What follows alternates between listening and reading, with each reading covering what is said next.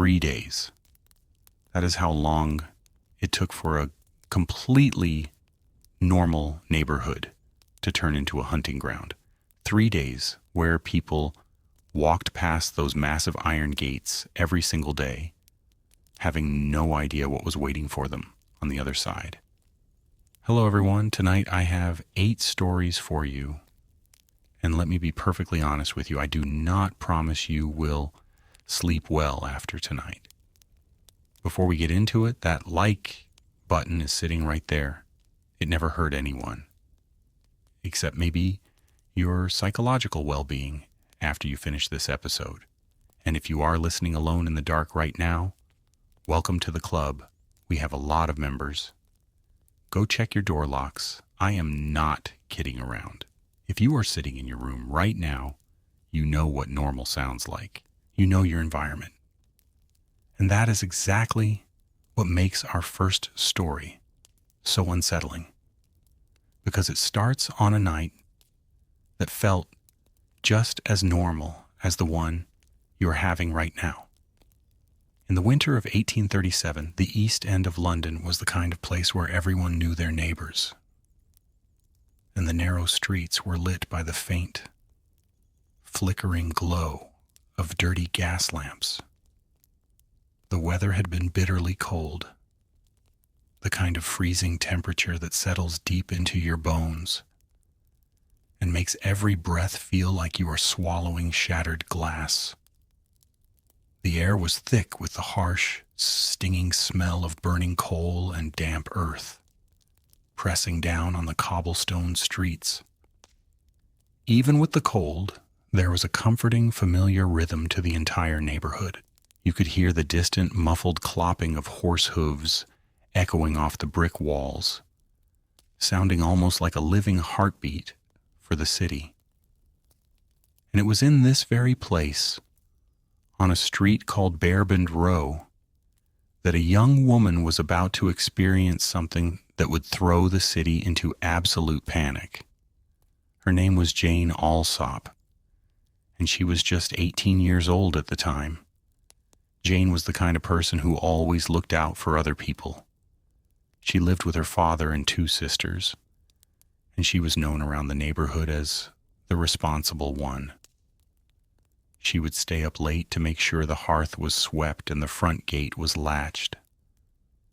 But she had this one little imperfect habit. She loved reading cheap thriller stories, often losing track of time entirely. Every night, long after her family had gone to sleep, Jane would sit by the parlor window with a single tallow candle. The rough wooden grain of the chair would press into her palms as she turned the cheap paper pages.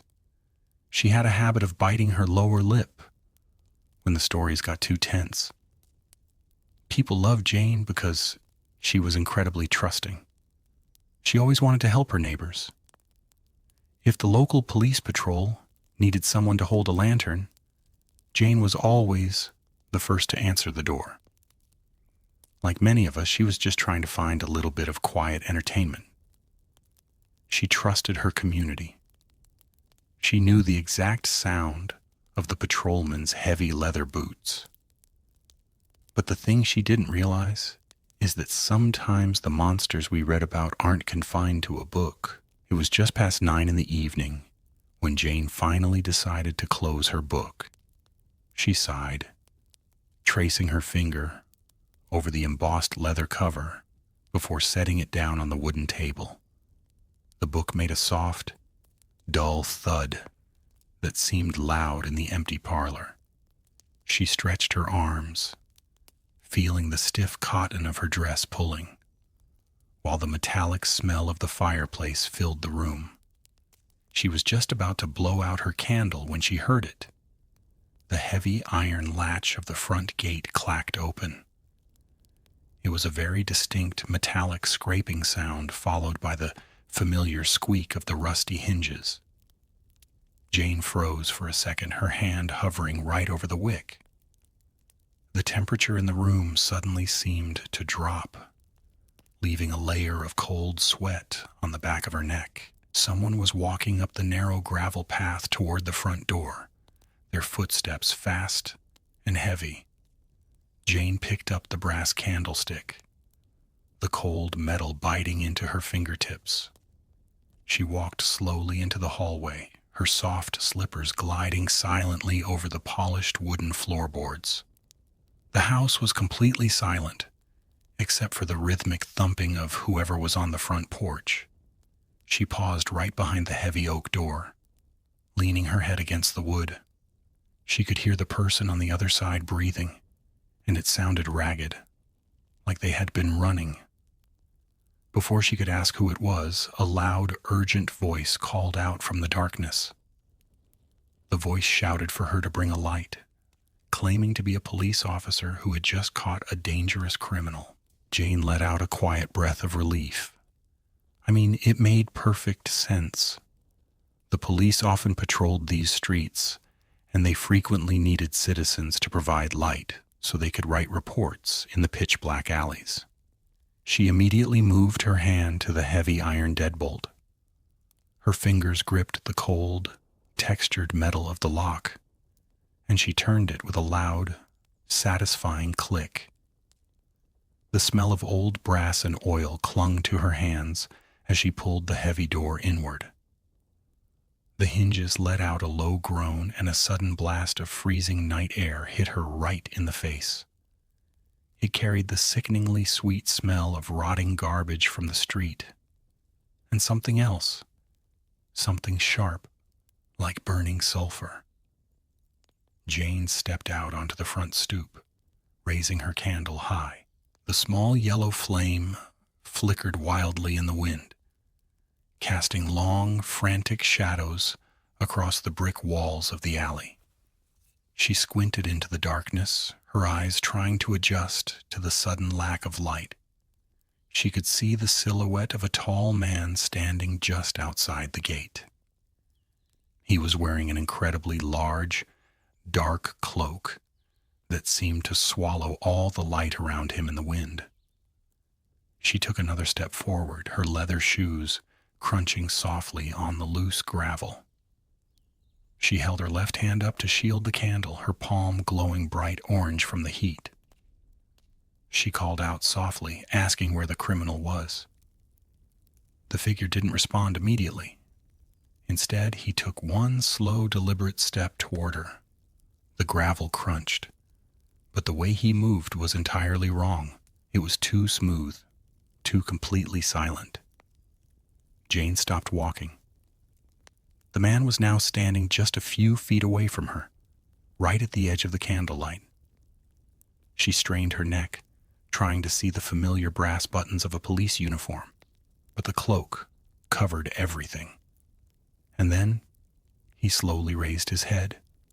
Jane opened her mouth to speak, but the words died deep in her throat. The man threw off his outer cloak, and the heavy fabric hit the wet ground with a damp, heavy slap. That was when Jane realized she had made a terrible mistake. It was exactly 9:15 when Jane first noticed his face. As the candlelight finally washed over his features, she saw that his skin was completely wrong. Something felt off, but she couldn't name it at that exact moment. At first, her rational mind tried to tell her that he was just wearing a tightly fitted leather mask to protect his face from the biting winter wind. It was unusual, sure, but not entirely impossible. But as she stared closer, her stomach completely dropped. The material wasn't resting on his skin. It was his skin. His face was incredibly gaunt, stretched tight over his bones like dried parchment, and his eyes were glowing, not catching the light of her candle, but actually glowing from within, like two burning red coals buried deep inside his skull. Later on, she would realize that she should have slammed the door shut the second he dropped that cloak. If only she had paid attention to the overwhelming smell of burning sulfur that was choking the air. But she was totally paralyzed. I want you to put yourself in Jane's shoes for just a second. You are standing on your own front porch, the place where you have lived your entire life. You are holding a tiny, flickering candle against the freezing darkness. The cold wind is biting at your exposed skin, and the smell of rotten eggs and burning metal is so strong it is making your eyes water. You can feel your heart pounding. Your heart is pounding in your chest, a rapid, terrifying rhythm that feels like it might tear right through your ribs. Your hands are trembling so violently that hot wax is dripping onto your bare knuckles. But you can't even feel the burn because your entire body is going numb with absolute terror. Your breathing becomes shallow, rapid little gasps that form white clouds in the freezing air. The muscles in your legs are screaming at you to run, but your brain cannot process what you are looking at. And honestly, this is the part of the police report that made me stop reading. Because we all want to believe we would fight back. But when pure, ancient terror hits you, survival instinct doesn't always mean fighting. Sometimes it just means freezing in place, praying it goes away. The creature lunged forward with impossible speed. He didn't step. He simply closed the distance between them in a single terrifying motion. Before Jane could even scream, he raised his hands. His fingers ended in long, curved, metallic claws that glinted in the candlelight. With a sickening ripping sound, he slashed his claws across her dress, tearing through the thick fabric instantly. He scratched deep into the skin of her stomach. The sharp, coppery smell of fresh blood instantly filled the freezing night air. Jane finally found her voice and let out an absolutely blood-curdling scream.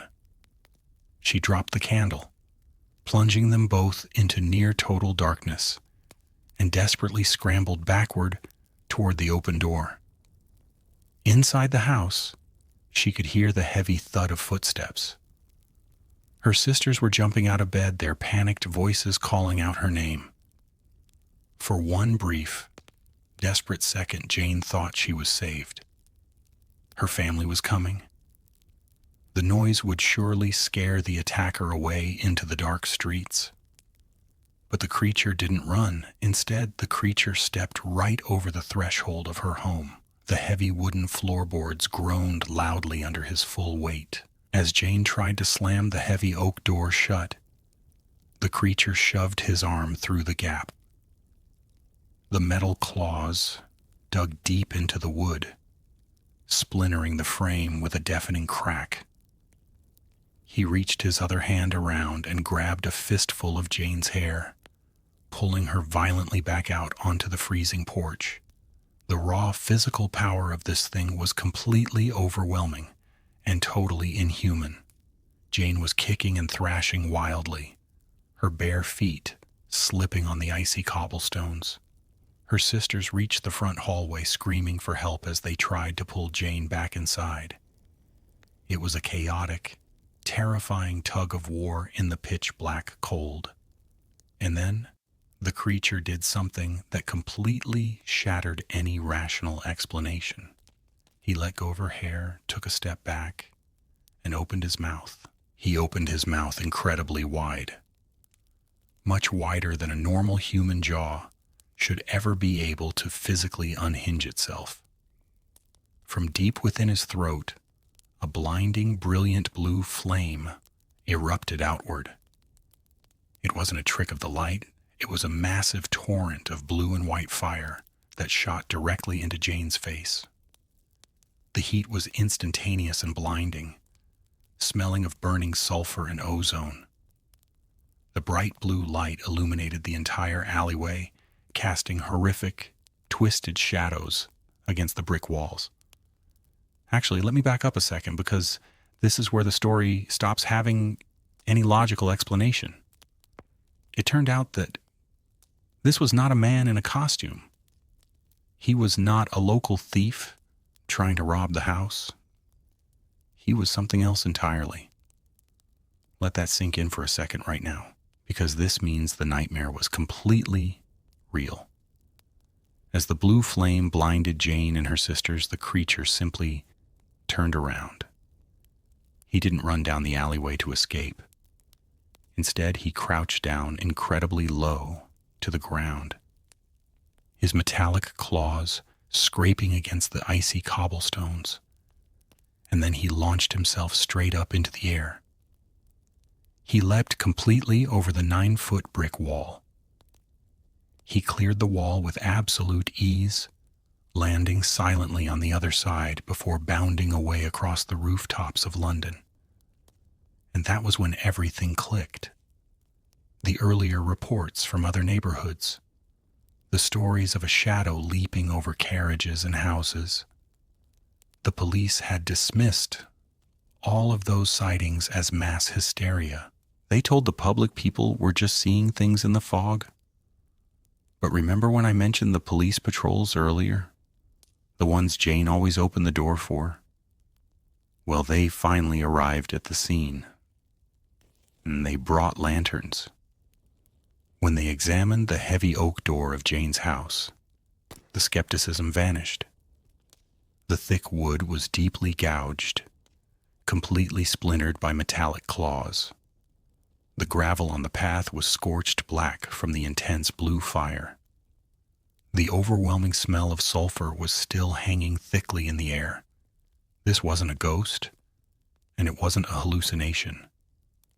The police found his footprints leading right up to the massive brick wall. And then, there were no more footprints on the ground. The next set of tracks was found deeply indented into the lead roofing of the house next door. No human being could jump vertically over that wall. The physical evidence was right there, permanently scarred into the wood and stone of the city. The monster had left an irrefutable signature, proving that he was a physical, breathing entity. Jane Alsop survived the attack, but the physical and mental scars never truly healed. The deep scratches on her stomach and arms took months to close, leaving thick, pale lines across her skin forever. But the psychological damage was permanent. She could never sit by a window at night again. The simple sound of a rusty gate hinge opening would send her into an absolute panic attack, forcing her to hide under her blankets until the sun came up. She spent the rest of her life constantly checking the locks on every single door. As for the attacker, who the press quickly named Spring-Heeled Jack, he was never caught. Not a single person was ever brought to justice for the attack on Jane or the dozens of other people he terrorized over the next several decades. The police formed special task forces, the military set up traps, and armed citizens patrolled the streets at night. But you cannot arrest something that can simply jump over a 3-story building and vanish into the freezing fog. Justice never came for the victims of the blue fire. Looking back at this case from the year 2026, we have scientific explanations for almost everything. We know how to identify chemicals that burn blue, and we understand the mechanics of spring-loaded boots. But none of that explains the sheer impossible physics of what happened that night in 1837 in London. The metallic claws, the glowing red eyes, the vertical leaps that defy human anatomy. Even with all our modern forensic science, the evidence from Bearbind Row simply cannot be rationally debunked, and that is the thing that really haunts me about this entire case. Some questions simply don't have answers.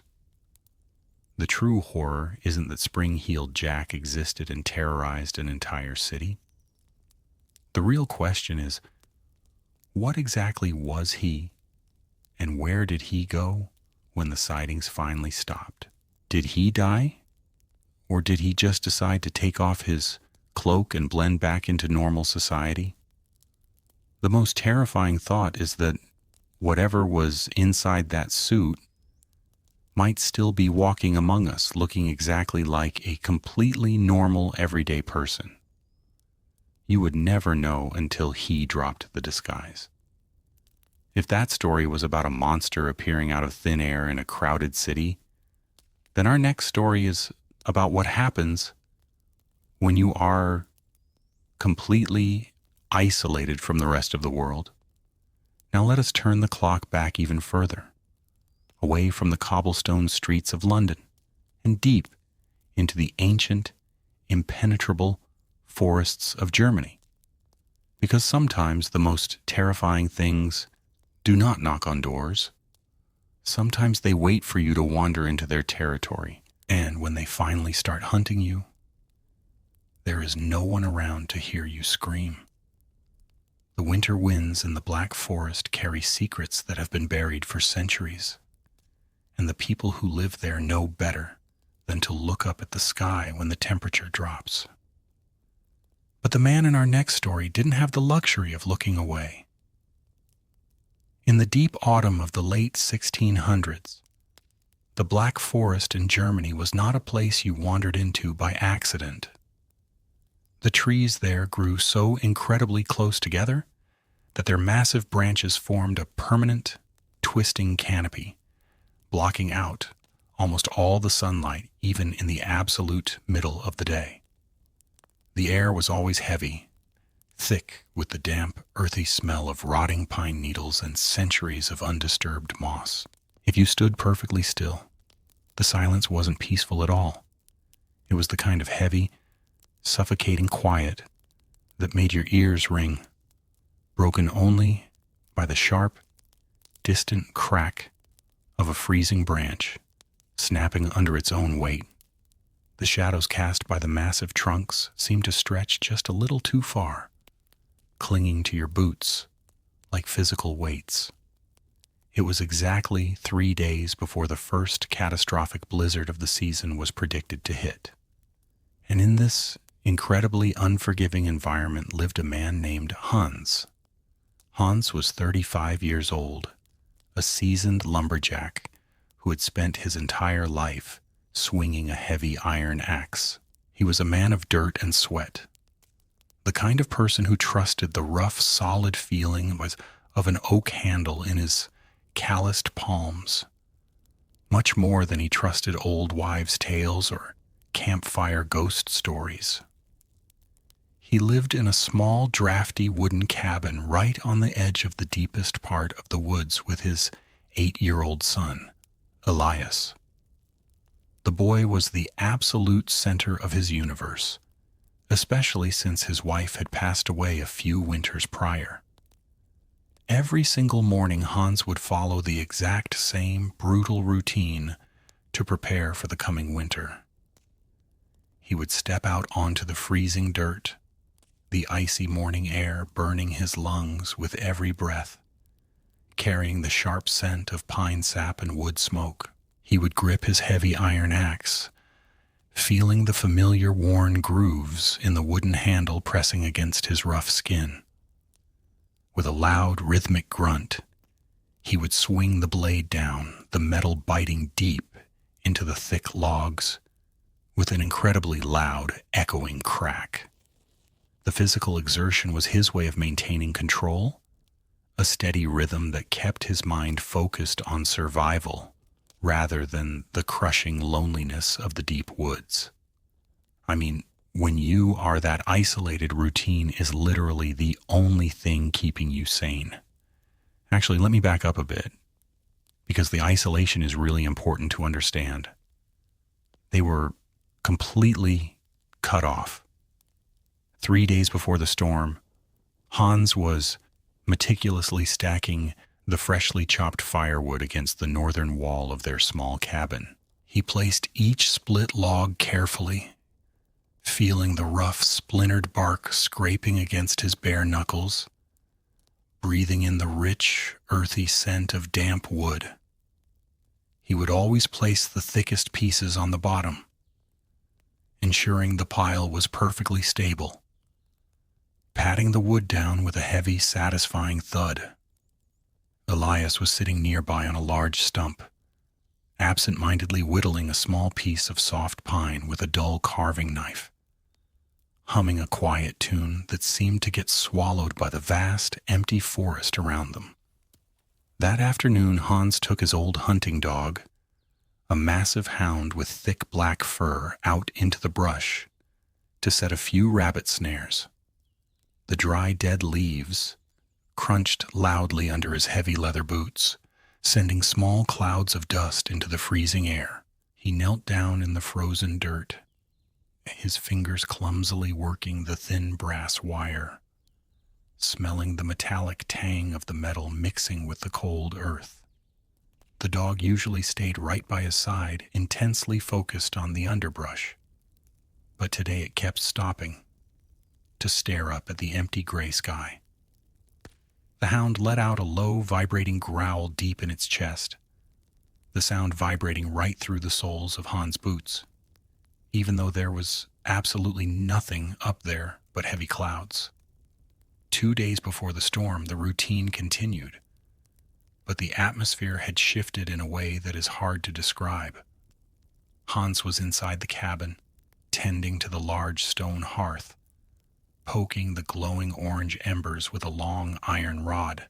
The intense heat washed over his face, carrying the comforting, familiar smell of burning oak and roasted meat from the iron pot hanging above. He watched the small dancing flames, listening to the soft, bubbling hiss of the stew, feeling a temporary sense of total safety within those 4 wooden walls.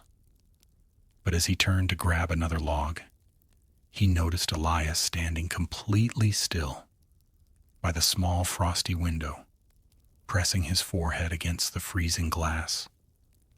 The boy was staring straight up at the sky, his breath fogging the pain. Hans asked him what he was looking at, wiping the greasy sweat from his brow with the back of his hand. Elias didn't turn around. He just kept staring upward, whispering that the clouds looked like running horses today. Hans chuckled, attributing it to a child's imagination, and went back to scraping the dull edge of his hunting knife against a whetstone. The rhythmic, metallic scraping sound filled the small room, masking the low, anxious whining of the black hound huddled under the wooden table. Honestly, looking back at the details of this case, the signs were all completely there, screaming at them to pay attention. 1 day before the storm, the temperature plummeted so fast it felt like a physical blow. Hans was out checking the snares, his breath freezing onto his thick beard in tiny, sharp crystals. The forest was entirely devoid of animal sounds. No birds, no rustling squirrels, just a dead, heavy silence that made his ears ache. He found the brass wire snares completely empty, the metal cold and biting against his bare fingertips. The smell of the air had changed too. It no longer smelled like pine. It smelled sharp and metallic, like the heavy ozone scent you get right before a massive lightning strike. The pieces didn't fit together, because the sky was perfectly clear, an endless canopy of dark, bruised purple without a single storm cloud in sight. It was exactly midnight when the true anomaly hit them. Hans was asleep in his narrow cot, wrapped tightly in thick wool blankets that smelled of old sweat and sheep fat. He was violently jolted awake by a sudden, massive drop in air pressure, the kind that makes your eardrums pop painfully and your stomach lurch. The air inside the cabin suddenly felt impossibly heavy, suffocating, as if the entire forest had been shoved underwater. He sat up, the wooden bed frame creaking loudly in the pitch-black room, his bare feet hitting the freezing dirt floor. A low, continuous rumbling sound began to vibrate through the walls. Not thunder, but something rhythmic and deliberate, like 1,000 heavy drums beating in perfect unison. He rushed to the window, the cold glass sending a shock of ice right through his fingertips as he wiped away the thick condensation. The sky above the tree line had turned a deep, sickening shade of blood red, completely unnatural and terrifying. The normal fear of a winter storm is something you can prepare for, something familiar, but this was different. This was a fear that bypassed logic entirely. The familiar safe canopy of the night sky had been violently ripped away, replaced by a swirling, boiling mass of crimson light. And then the sound of the hunting horn tore through the sky, a massive, deafening blast that rattled the wooden beams of the cabin and rattled the teeth right in his skull. I want you to imagine you are Hans in that exact moment. You are standing in your isolated cabin, miles away from any other human being, gripping the cold windowsill so hard, your knuckles are turning white. You look up at the sky, the one thing that has always been constant and untouchable, and you realize it is looking right back down at you.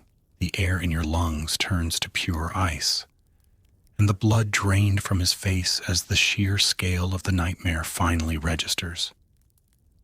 You can feel the heavy, thumping vibration of thousands of hooves galloping across the empty air, pressing down on your chest like a physical weight. The smell of sulfur and rotting meat seeps through the cracks in the wooden walls, completely overpowering the scent of the wood smoke. The black hound, the brave hunting dog that had fought off wolves, completely lost its mind.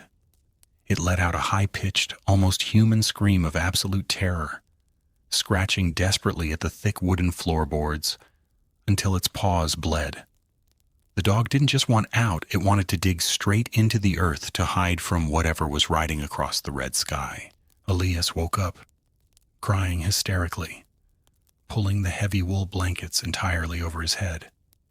Hans stumbled backward, his trembling hands desperately reaching for his heavy iron axe, leaning against the stone fireplace. But what good is an axe against the sky? The massive hunting horn sounded again, closer this time, directly above their fragile wooden roof. And this is the part that genuinely makes my skin crawl, because the danger wasn't just passing over them, it was hunting. Through the frosted window pane, Hans saw massive, shadowy shapes diving down through the dense pine branches. They looked like massive hounds, but they were entirely composed of thick, swirling black smoke, with eyes that burned like searing red coals in the darkness. The ghostly hounds hit the frozen ground without making a single sound, moving with fluid, terrifying speed toward the cabin. Hans grabbed Elias, pulling the terrified boy tightly against his chest, smelling the sour tang of pure panic in his son's sweat. The wooden door of the cabin suddenly buckled inward, the heavy iron hinges groaning under an impossible, invisible pressure. It turned out that the legends his grandfather used to whisper by the fire were not fairy tales to keep children in bed. The wild hunt was not a meteorological phenomenon, and it certainly wasn't hunting deer or wolves. The ghostly cavalcade of rotting kings, skeletal horses, and smoke hounds only rode on the exact night before the first great blizzard of the century. They rode to harvest the souls of anyone foolish enough to be caught in their path, or anyone who dared to look directly at the king of the hunt. And the twist, the truly horrifying realization that hit Hans like a physical blow, was the timeline of it all. His grandfather had survived the exact same event precisely 100 years ago to the very day. The hunt operated on a perfect century-long loop, a cyclical harvest of human souls that the isolated forest dwellers had entirely forgotten. And his grandfather had always warned him with one specific, terrifying rule. Never, under any circumstances, look up at the sky when the red clouds gather. But Hans hadn't listened. And more importantly, little Elias had spent the entire last 3 days staring directly up at the gathering darkness, unintentionally marking himself as their primary prey. When the heavy wooden door finally shattered inward, blasting freezing wind and the stench of decay into the room, Hans made his final fatal mistake.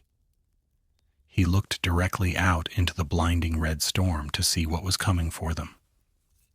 His world collapsed in a single agonizing instant.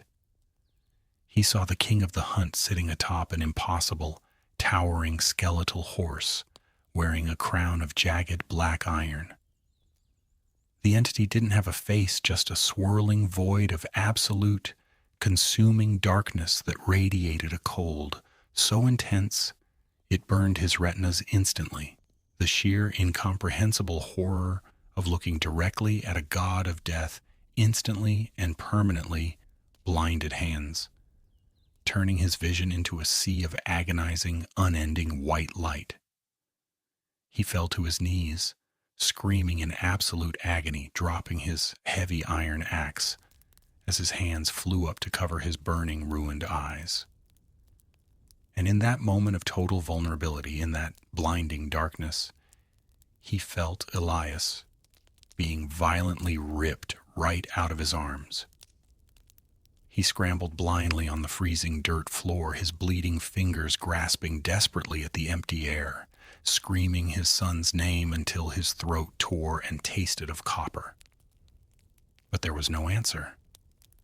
Just the deafening, fading blast of the massive hunting horns and the thunderous galloping of hooves echoing back up into the freezing red sky. By the time the massive, catastrophic blizzard finally hit the next morning, burying the shattered cabin in 5 feet of snow, the wild hunt was entirely gone.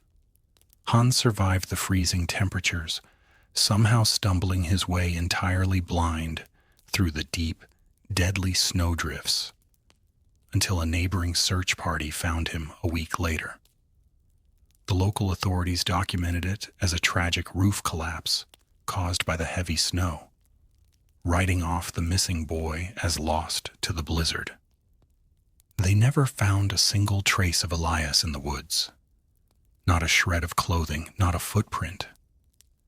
Hans spent the rest of his long, miserable life sitting in the corner of a local tavern, his completely white, blinded eyes staring blankly at the ceiling. He would grab the arm of anyone who walked by, warning them in a raspy, broken whisper to never let their children look up at the clouds before a winter storm. Because the sky is not an empty canvas of stars and weather, it is an ancient, endless hunting ground. And that is the thing that makes this story stick in your mind long after you hear it.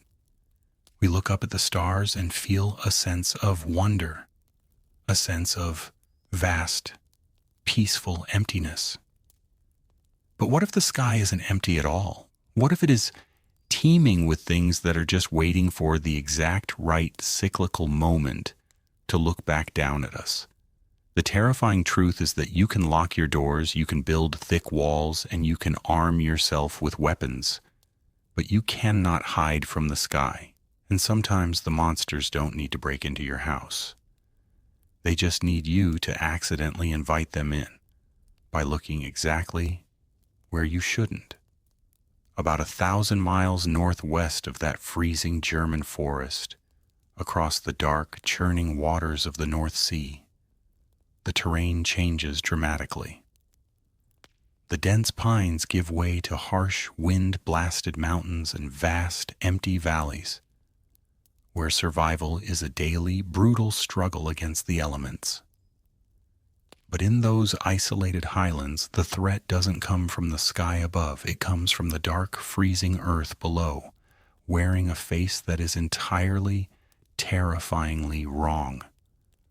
You are lying completely flat on your stomach, pressing your face into the cold, hard dirt floor. The space under the wooden bed frame is incredibly tight, leaving you barely enough room to breathe. The air down here is stagnant, heavily laced with the nauseating smell of rotting wood and wet, decaying moss.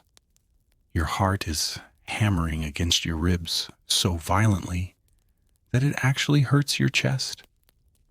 You are holding your breath, trying to be completely silent, but there is a sound coming from the other side of the heavy wooden bedroom door. It is a slow, rhythmic noise that doesn't make any logical sense. A heavy, solid thud, followed by a long, wet, dragging sound, and then another thud. It sounds like someone dropping a massive sack of wet sand, dragging it forward and dropping it again.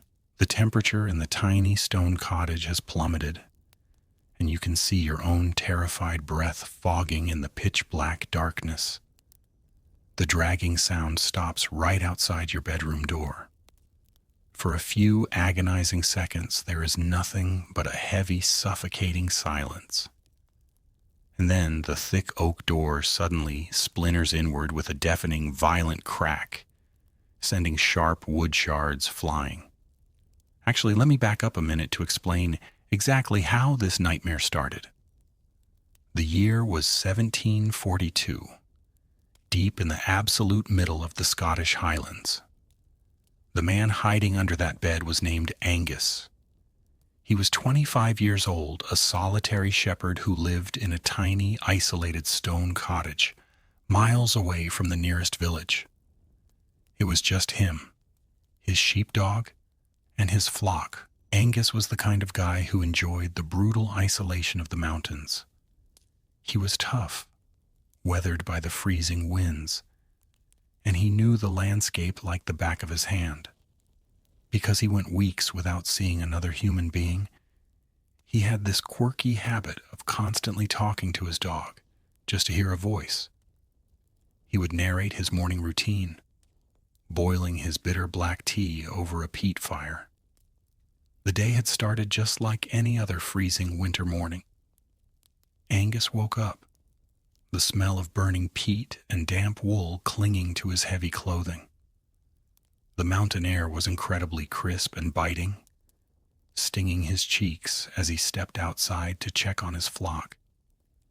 The snow crunched loudly under his thick leather boots, a familiar comforting sound in the vast, empty white wilderness.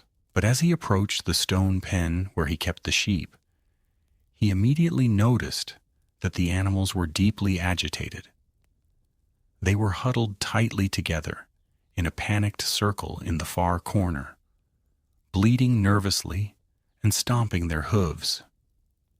The sheepdog refused to go near the enclosure, instead letting out a low, vibrating growl while tucking its tail firmly between its back legs. Angus climbed over the low stone wall, his hands gripping the rough, freezing rocks. And that is when he found the first terrifying anomaly. One of his sheep was lying in the snow, completely dead. But it hadn't been eaten or hunted by a wolf. The animal had been torn exactly in half. It wasn't a clean cut either. It looked like it had been ripped apart by one massive, brutal, singular pull. I mean, think about the physical strength required to do something like that to a full-grown animal. It defies all logic. Angus felt a cold knot of dread form in his stomach as he knelt down to examine the blood-stained snow.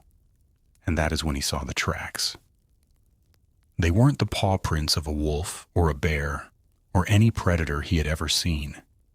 It was a footprint, but it was massive and entirely wrong. There was only a single line of tracks leading away from the carcass. Just one footprint, placed perfectly in a straight line over and over again. There was no left foot and no right foot. It was just a single, massive, bare foot that had either hopped or dragged its way through the deep snow. The sheer impossibility of it made Angus feel physically sick, a sour taste rising in his throat.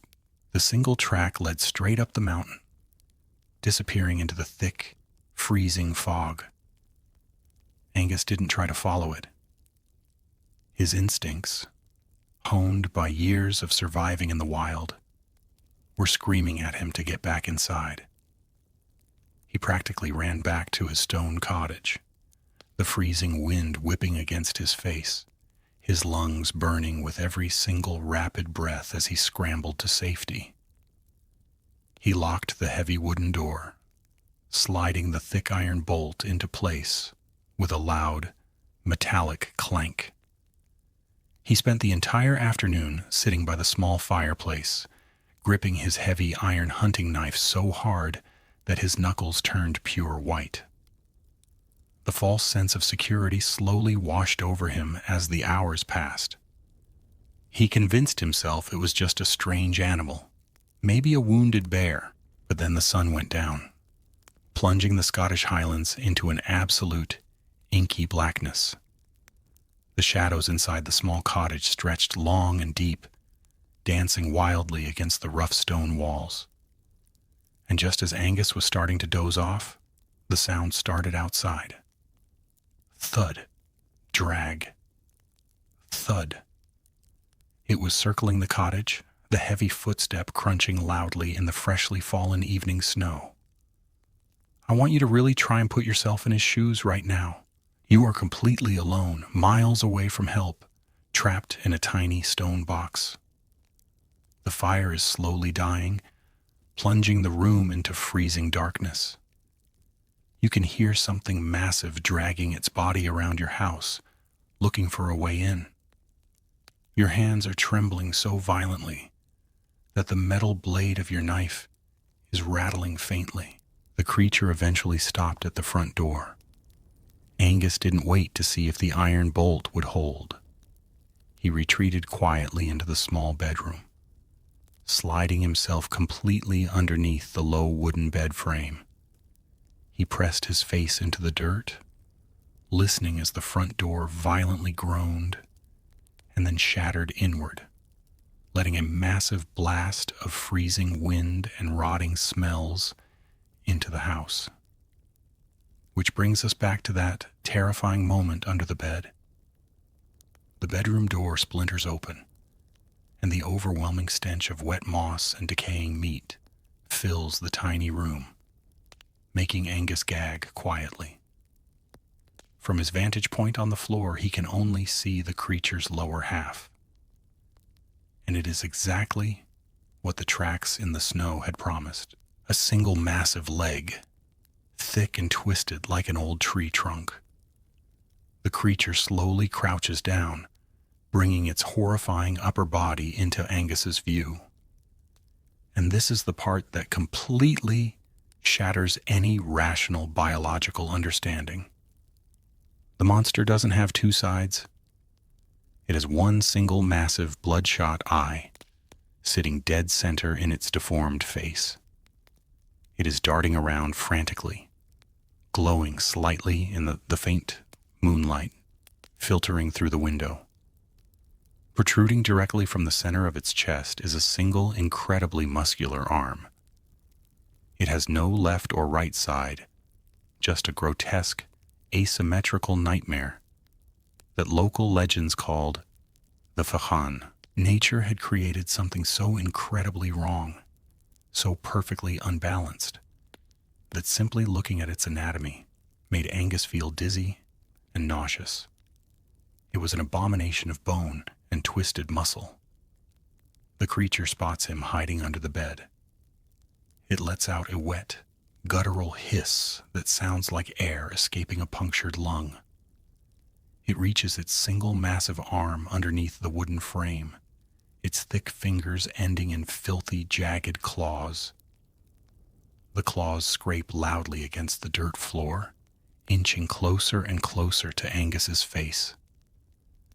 The smell of its rotting breath is completely suffocating, and this is where the story takes a massive twist. In most of these encounters, the victim is paralyzed by fear and dragged out to their death. But Angus wasn't just a victim. He was a survivor who understood physics. As the massive hand closed around his leather boot, the truth hit him like a physical blow. The creature possessed impossible strength, but it only had one single point of balance. Instead of trying to stab the thick, muscular arm grabbing him, Angus used his heavy hunting knife to slash wildly at the creature's single ankle. The sharp iron blade bit deep into the thick, mossy skin, severing a major tendon. The Fashan let out an absolutely deafening high-pitched shriek. With only one leg to stand on, the sudden loss of support was completely catastrophic for the monster. The massive creature lost its balance entirely and crashed sideways onto the hard stone floor with a sickening, bone-crunching thud. The entire cottage shook from the impact. Angus didn't hesitate for a single second. He scrambled out from under the bed, scrambled over the thrashing, disoriented monster, and ran straight out into the freezing, pitch-black night. Without looking back, he ran for miles through the deep snow, his lungs burning, his bare hands freezing, until he finally reached the nearest village, just as the sun was coming up. He survived. He told the locals what had happened, and a large group of armed men went back up the mountain the next day. They fully expected to find the dead creature lying on the floor of the ruined stone cottage. But when they arrived, the cottage was completely empty. There was a massive pool of thick, dark blood on the bedroom floor, but the monster was gone. And here is the detail that actually makes me lose sleep. When the men looked outside, they found the creature's single footprints leading away into the mountains.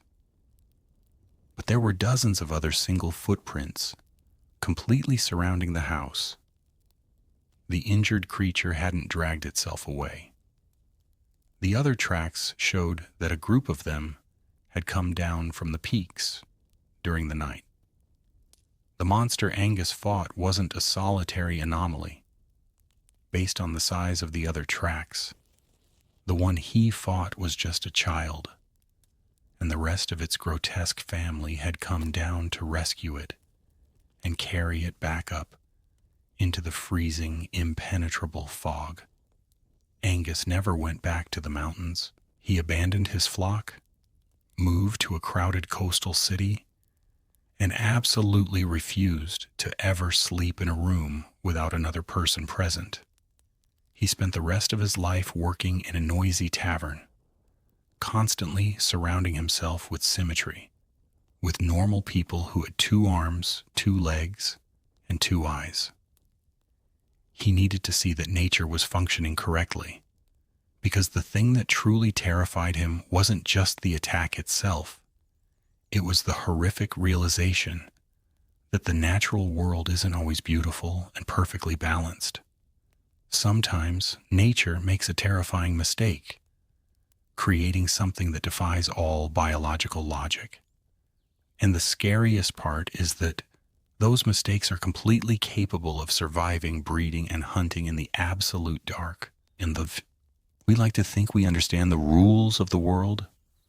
Predators have 4 legs, they hunt in packs, they follow patterns we can predict. But when you encounter something that completely breaks those rules, something that shouldn't even be physically able to stand upright, let alone tear a sheep in half, it makes you realize how little we actually know about what hides in the deep wilderness. But not every horror story takes place in the remote, frozen mountains, where bizarre monsters roam free. Sometimes the most terrifying threats are completely human. Sometimes the monster isn't a freak of nature that comes down from the peaks to hunt your livestock. Sometimes the nightmare begins with someone you love, someone you knew your entire life, and someone you literally just buried in the ground. In the deep, rural countryside of Romania, There are places where the 21st century simply has not arrived yet. In the autumn of the year 2004, the small, isolated village of Marotinu de Sus looked exactly like it did 100 years ago. The narrow dirt roads were deeply rutted from heavy wooden wagon wheels, and the low houses were built close together, sharing the freezing wind that swept down from the Carpathian Mountains. It was the kind of tightly knit community where everyone knew your family history going back 5 generations, and where the local priest held more authority than any government official. The weather had turned incredibly bitter that October, bringing freezing rain that turned the entire valley into a sea of thick, freezing mud. The air constantly smelled of wet wool, burning damp firewood, and the rich, heavy scent of overturned earth. You could hear the constant, rhythmic dripping of cold water falling from the thatched roofs, splashing loudly into the deep puddles below. And it was in this quiet, deeply traditional place that a completely ordinary man was about to make a decision that would horrify the entire world. His name was Gheorghe, and he was a 45-year-old farmer who loved his family more than anything else in the world. Gheorghe was a quiet, intensely hard-working man whose hands were permanently calloused from decades of working the harsh, rocky soil. He had this very specific, nervous habit of constantly rubbing the back of his neck with his rough palm whenever he was stressed, leaving the skin there constantly red and irritated. He lived with his wife, his young daughter, and several extended family members in a modest brick house near the center of the village. The people in the village loved Gheorghe because he was incredibly dependable. The kind of neighbor who would stay up all night helping you fix a collapsed roof without ever asking for a single coin in return. Like many of us, Gheorghe was just a father trying to provide a safe, predictable life for his little girl. But his world began to slowly unravel right after his uncle, a man named Petre Toma, passed away from a sudden aggressive illness. Uncle Petre had been buried in the local cemetery just a few months prior, and the family had observed all the proper ancient mourning rituals. But shortly after the funeral, a strange, suffocating sickness began to slowly creep through Gheorghe's house.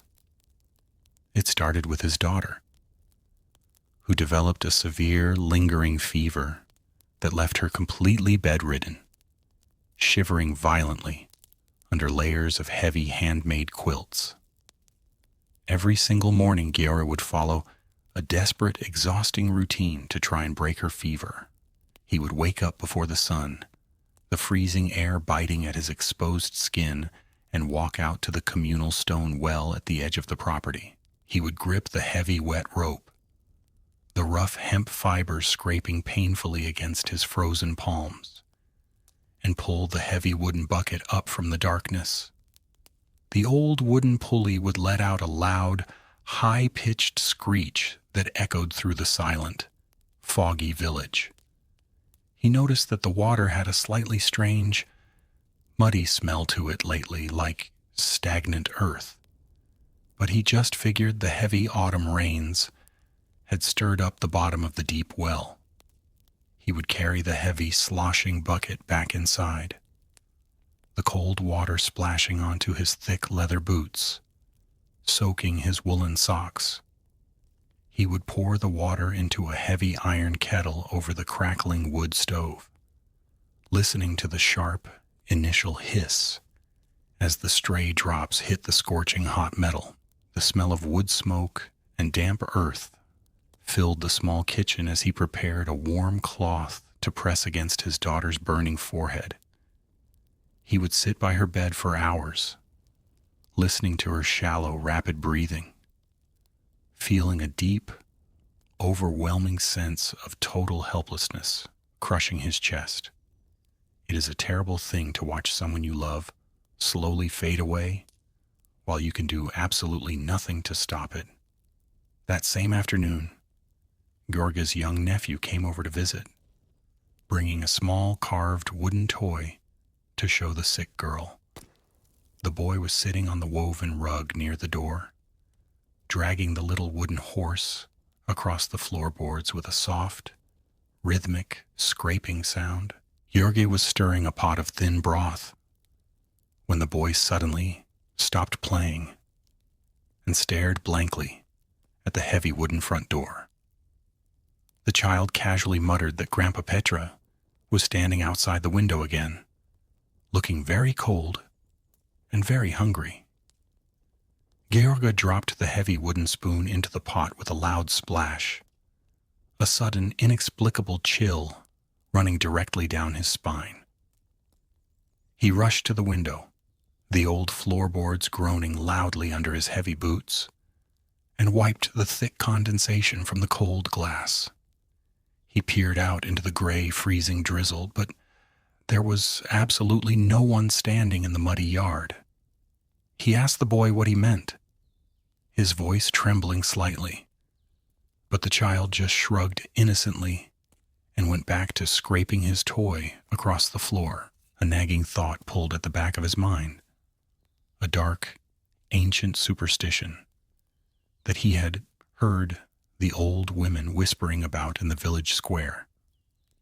He tried to rationally brush it off as just a child's overactive imagination fueled by the recent trauma of the funeral. But as the days turned into weeks, the sickness aggressively spread to other members of the extended family. His wife began to complain of severe, agonizing chest pains, and his brother developed a harsh, rattling cough that kept the entire house awake at night. The village elders started visiting, sitting around George's kitchen table, drinking bitter plum brandy and lowering their voices to terrified whispers. They pointed out that everyone who was dying was directly related to Petre, and they began using a word that makes every rural Romanian's blood run completely cold. They called him a strigoi, an undead spirit that refuses to leave the earth, returning at night to physically drain the life force from its living relatives. Honestly, I do not know how you or I would react in that specific situation. When modern medicine is miles away, when you are exhausted, terrified, and watching your child slowly die, logic begins to completely fracture. Georg began having horrific, vivid nightmares where he could actually hear his dead uncle scratching at the wooden window frames, begging to be let inside. He would wake up completely drenched in cold, foul-smelling sweat, his heart hammering violently against his ribs, convinced he could smell the overwhelming stench of rotting earth in his own bedroom. The line between rational reality and ancient, desperate superstition simply ceased to exist in his exhausted mind. It was shortly after midnight when Georga finally made the decision that would ruin his life. He quietly slipped out of bed, the cold air hitting his bare chest, and dressed in his thickest, darkest winter clothing. He walked out to the wooden shed behind the house, the rusty hinges screaming loudly in the dead silence of the night. He grabbed a heavy, iron-tipped shovel and a sharp wooden stake, the cold, rough wood of the handles feeling heavy and permanent in his trembling hands. He met up with 5 other men from the village, all relatives of Petre, all of them carrying tools and looking completely terrified, but absolutely determined to save their dying families. Imagine you are Georga in that exact moment. You are standing in a pitch-black, freezing cemetery in the absolute middle of the night.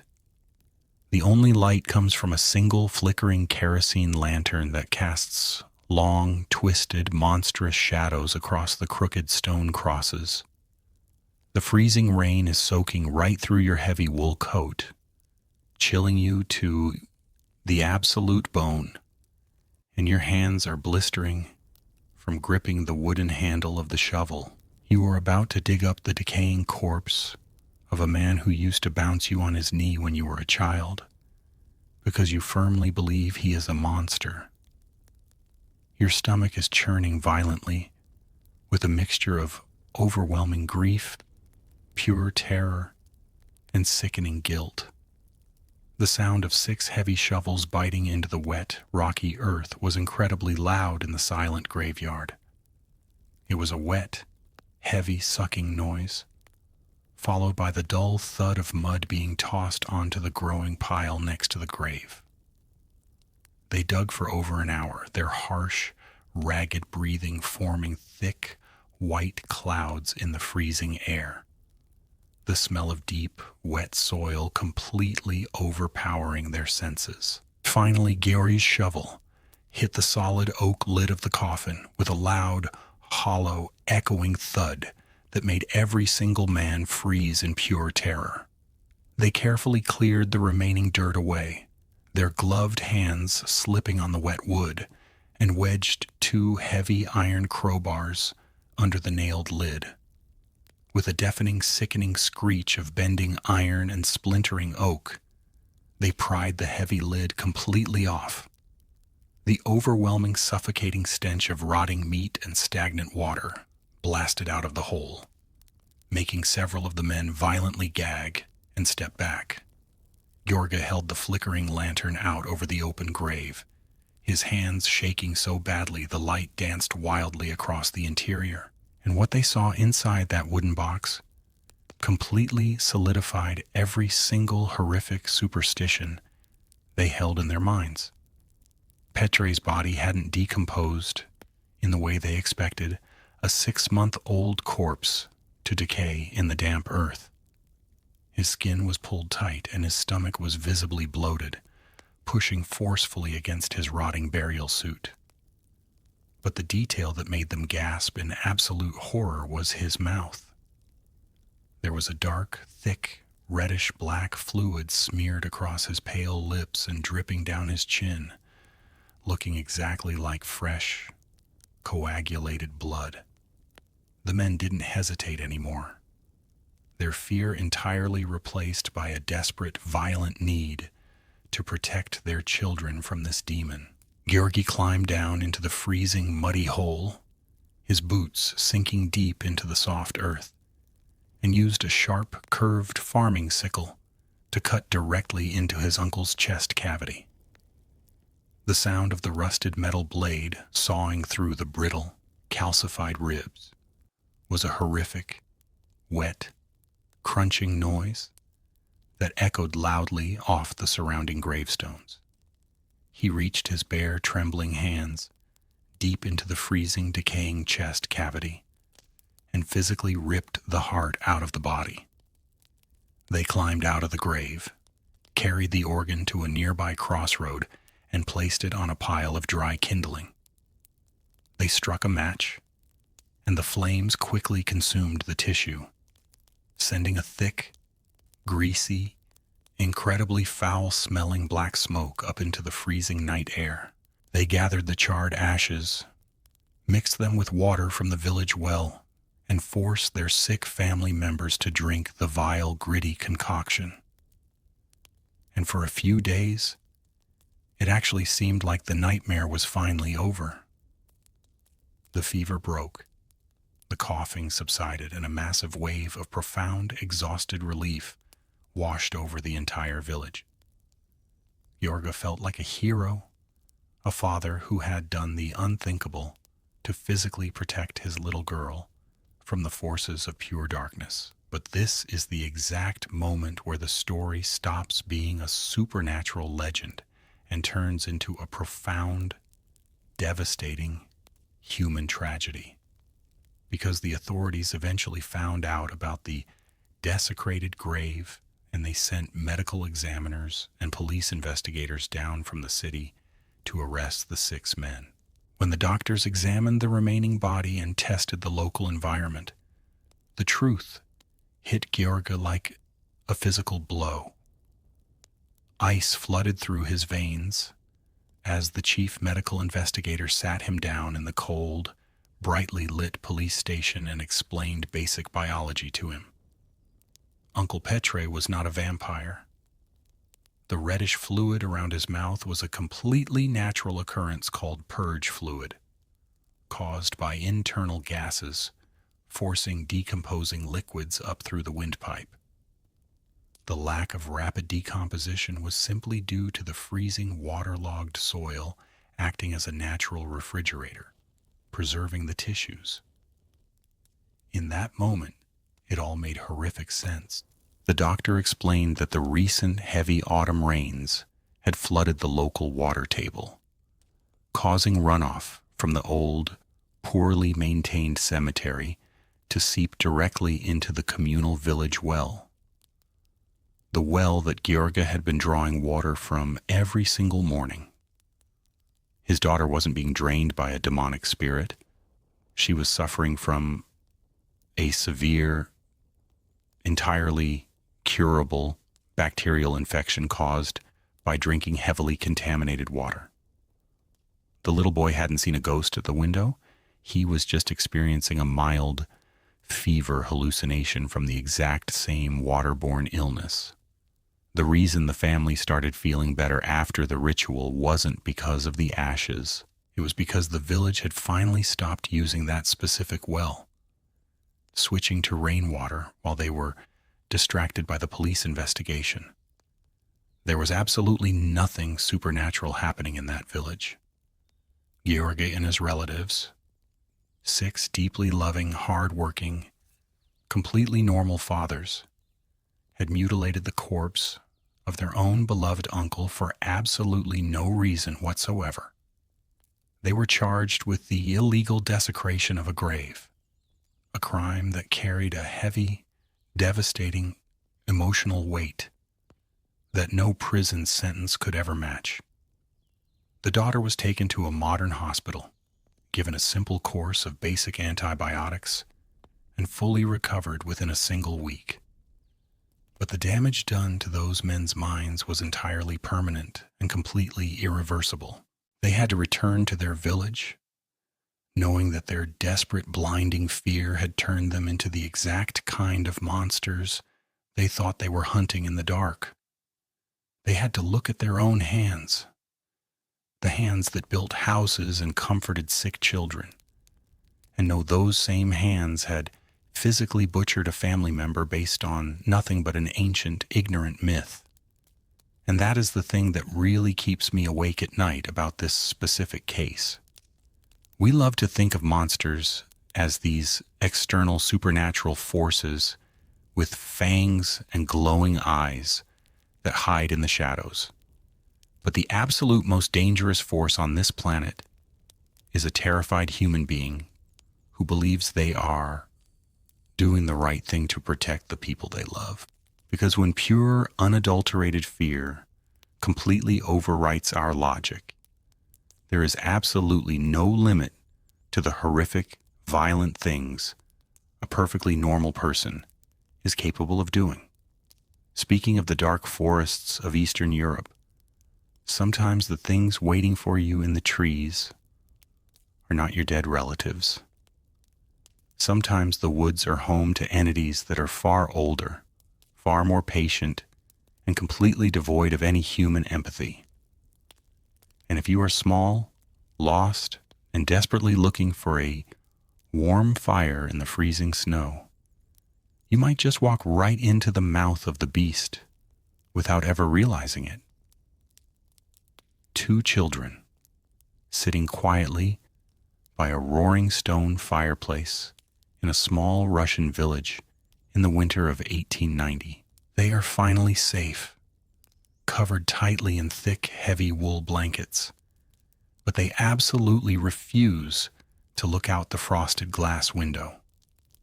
The younger girl is clutching a tiny, weathered wooden doll, so tightly her knuckles are completely pale white.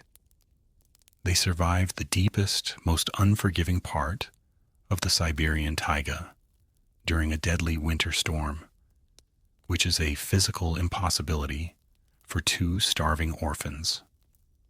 The local villagers who found them wandering near the freezing edge of the tree line simply couldn't understand it.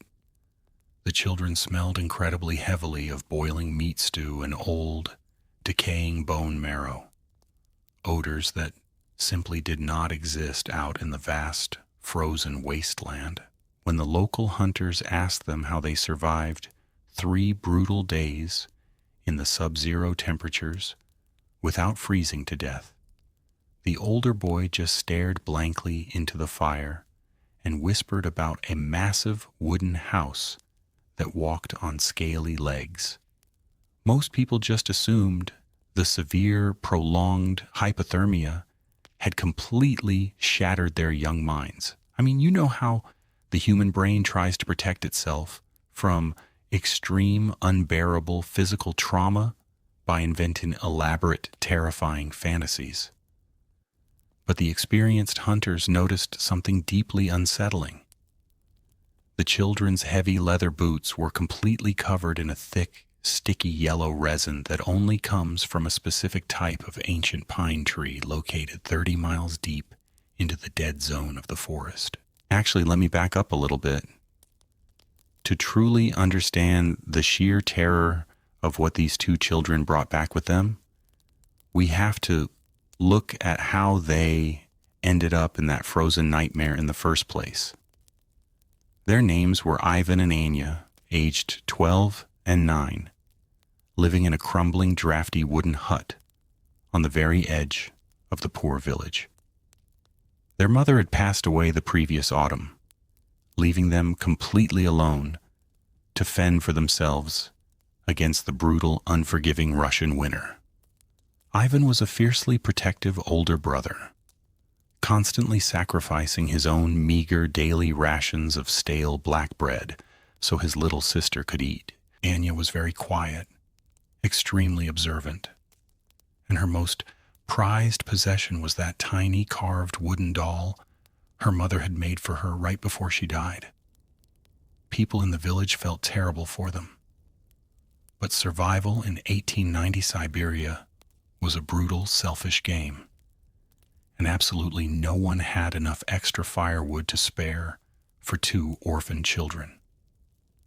Every single morning, Ivan had to make a terrifying, impossible choice. He could either let them slowly freeze to death inside their uninsulated freezing cabin, or he could risk walking into the dense, silent taiga to scavenge for fallen branches. The taiga is not just a regular forest. It is a massive, seemingly endless ocean of towering black pine trees, where the silence is so incredibly heavy, it actually makes your ears ache, and the freezing air physically burns the inside of your lungs with every breath. It was early Tuesday morning when they set out on their final fateful foraging trip into the woods. Ivan wrapped a frayed, moth-eaten woolen scarf tightly around Anya's small face, the rough, scratchy fabric pulling against her freezing, wind-chapped cheeks. The icy wind howled fiercely through the narrow gaps in the wooden cabins, carrying the sharp, metallic scent of impending heavy snow. He grabbed an old, rusted iron hatchet, the freezing metal handle biting painfully into his bare, trembling palms. They stepped off the edge of the safe village path and plunged directly into the deep, powdery snow of the dark tree line. The dry snow crunched loudly under their worn leather boots, sending small, freezing clouds of white dust up into the biting morning air.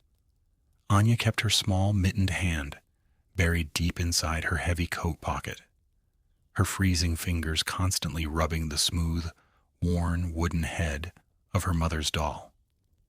It was a nervous, repetitive habit that usually brought her a tiny sliver of comfort.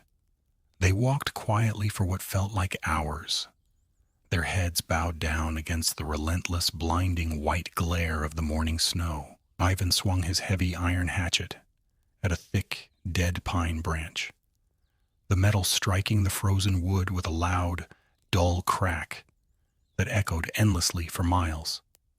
A sudden shower of sharp pine needles and frozen bark rained down onto their heavy wool coats, carrying the incredibly strong, sharp scent of ancient tree sap. He gathered the heavy wood into a rough, scratchy burlap sack. The sky above the thick forest canopy was a solid, oppressive sheet of dark gray, completely hiding the exact position of the sun. Anya paused to catch her breath, leaning her small, exhausted body against the rough, freezing bark of a massive oak tree. Her little chest was heaving rapidly, her hot breath forming thick white clouds that instantly crystallized and froze solid onto her eyelashes. She could hear the faint, haunting sound of the wind whistling slowly through the dead, empty branches above them. Even hoisted the heavy, rough burlap sack over his small shoulder, the coarse fabric digging painfully into his thin collarbone. He turned around to lead them back toward the safety of the village, his tired eyes scanning the endless sea of identical snow-covered tree trunks. A primal terror claws at your chest when you realize that your footprints have been completely erased by the fast-falling snow. The sheer panic of being totally, hopelessly lost hit the young boy like a massive physical punch to the gut. He dropped the heavy sack of wood into the snow with a soft, muffled thud, his hands shaking violently from the sudden rush of adrenaline. He frantically wiped the freezing snow from his eyes, his breathing becoming shallow and panicked as he spun around in a desperate, frantic circle. The smell of the forest suddenly changed, the familiar scent of pine completely replaced by a strange, damp, metallic odor that smelled exactly like old rusted iron. The absolute silence of the forest felt completely suffocating.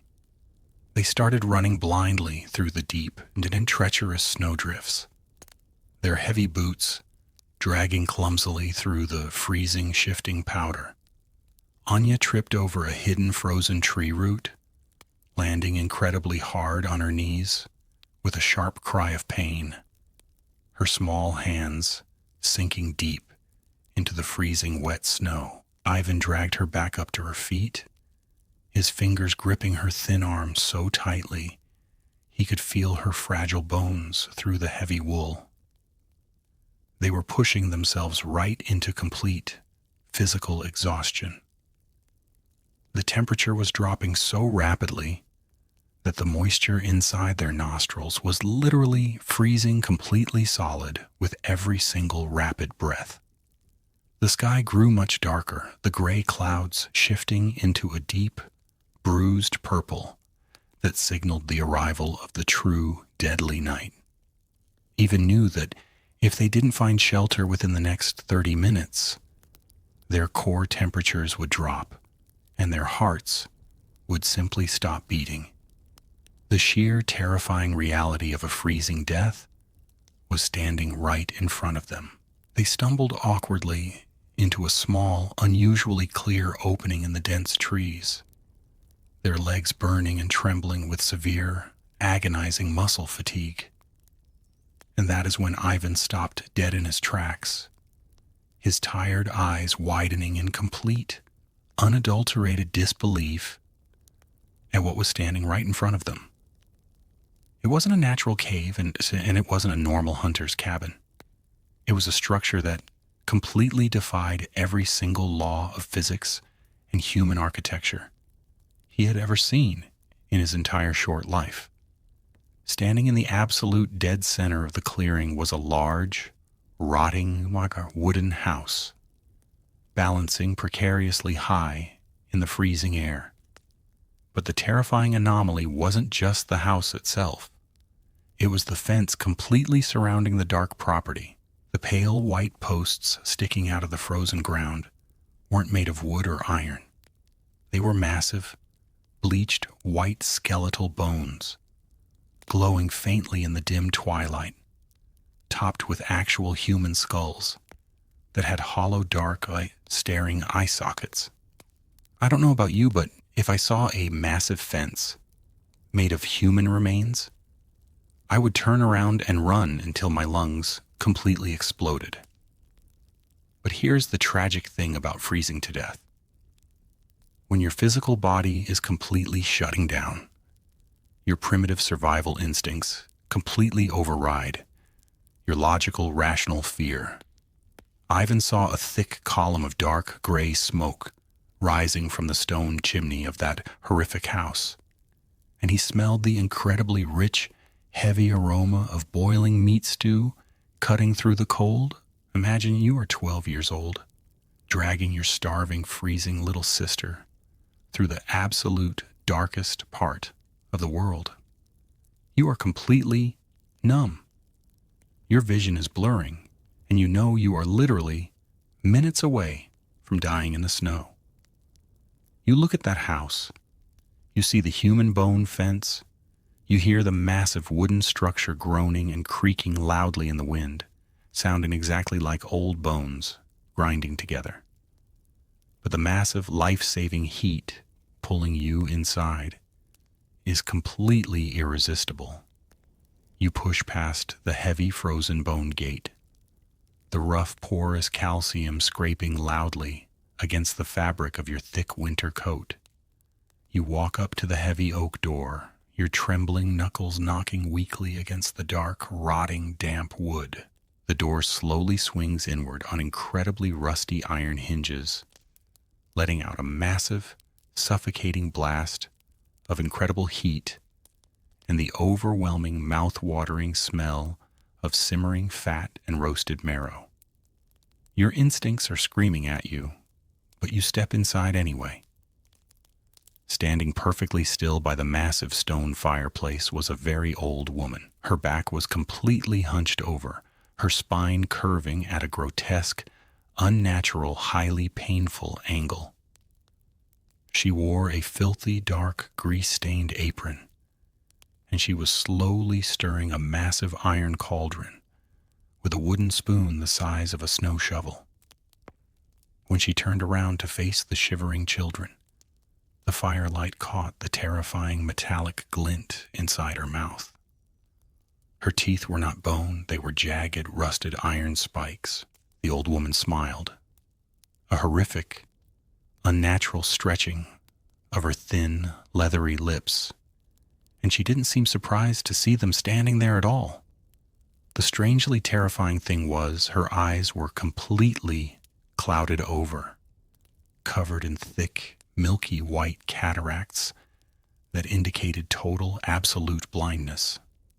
She took a deep, wet, rattling breath through her hooked nose, her nostrils flaring widely as she literally sniffed the freezing air in the room.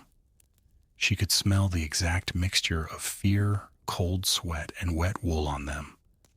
She ushered them much closer to the massive roaring fire, her long, filthy yellow fingernails lightly brushing against Ivan's frozen shoulder. She ladled 2 massive wooden bowls full of the rich, thick meat stew, the hot steam carrying the incredibly savory, heavy scent of boiled animal fat and marrow. This was the ultimate false relief. The children sat on the hard wooden floorboards, eagerly devouring the hot food, feeling the incredible, life-saving heat radiating through their freezing, exhausted bodies. But the comforting, warm illusion of total safety shattered the exact second they finished their hot meal. As Ivan set his empty wooden bowl down on the floor, the old woman moved with impossible, terrifying speed for someone her age.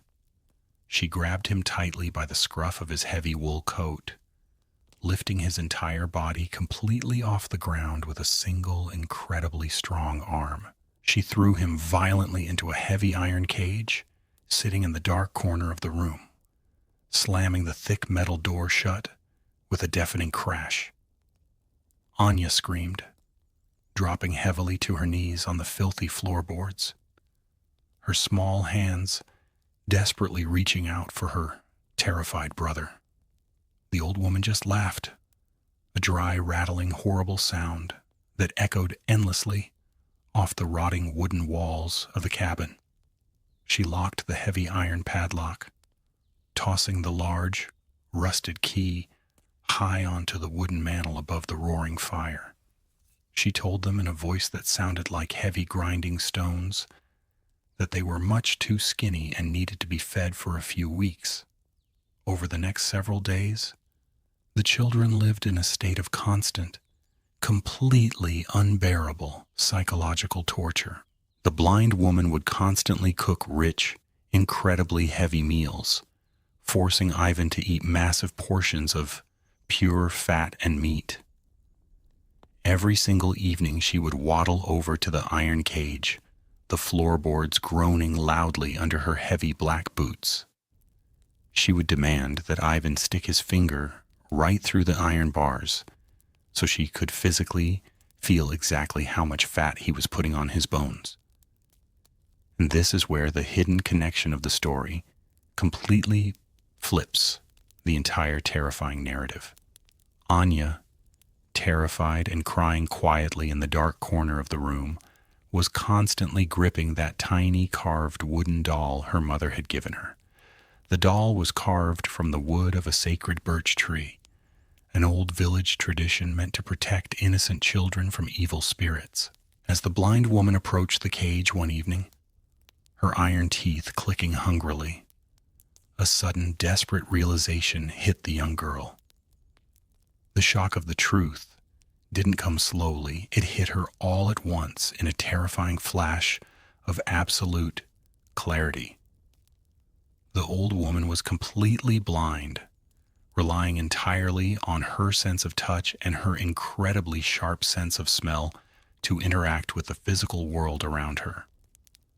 When the horrific witch demanded Ivan's finger, Anya aggressively pushed her brother's trembling hand away from the cold iron bars. Instead, she shoved the smooth, hard wooden leg of her mother's carved doll right through the narrow gap in the grate. The witch's long, filthy fingernails scraped heavily against the hard birch wood of the tiny doll's leg. She grunted in profound, angry disappointment, complaining loudly that the boy was still far too incredibly skinny and bony to be properly roasted over the massive fire. This brilliant, absolutely terrifying deception continued for 3 agonizing days. The witch kept feeding them, kept feeling the tiny wooden stick, and grew increasingly frustrated. The doll wasn't casting spells, it was simply manipulating her flawed senses. On the 4th freezing night, the old woman drank far too much fermented berry wine and fell into a deep, heavy slumber right by the warm fire. Her loud, rattling snores echoed loudly through the dark cabin, smelling heavily of sour fruit and old alcohol. Anya, using a long, thin, brittle chicken bone she had saved from her stew, managed to slowly, painstakingly pick the crude iron lock on the massive cage. The metal mechanism clicked loudly, a terrifying sound that made their hearts skip a beat. But the witch didn't wake up. They slipped out into the freezing pitch-black night, running blindly past the horrifying fence of faintly glowing skulls, back out into the brutal winter storm. They ran until their lungs burned, and their legs completely gave out, eventually collapsing near the safe edge of their own village, where the local hunters finally found them. They survived Baba Yaga, not through sheer physical strength, but through the quiet, desperate intelligence of a terrified 9-year-old girl and a dying mother's simple wooden gift. But this is the part that leaves a massive, echoing void of meaning in my mind. The old woman in the woods was incredibly powerful, completely ruthless, and she lived in a house that defied reality itself. Did she really not realize she was touching a piece of carved birch wood instead of a human finger? Or did something ancient inside that dark, terrifying forest, intentionally decide to let those starving orphans walk away with their lives because they were clever enough to try and trick her in the dark? The chilling reality is that we will never truly know why the darkness spares some and completely consumes others. But what happens when the monster hunting you isn't an ancient blind witch waiting patiently in a cabin? What happens when the terror is invisible, moving faster than a galloping horse, and it decides to target the absolute most vulnerable, innocent person sitting right next to you in the dead of the night?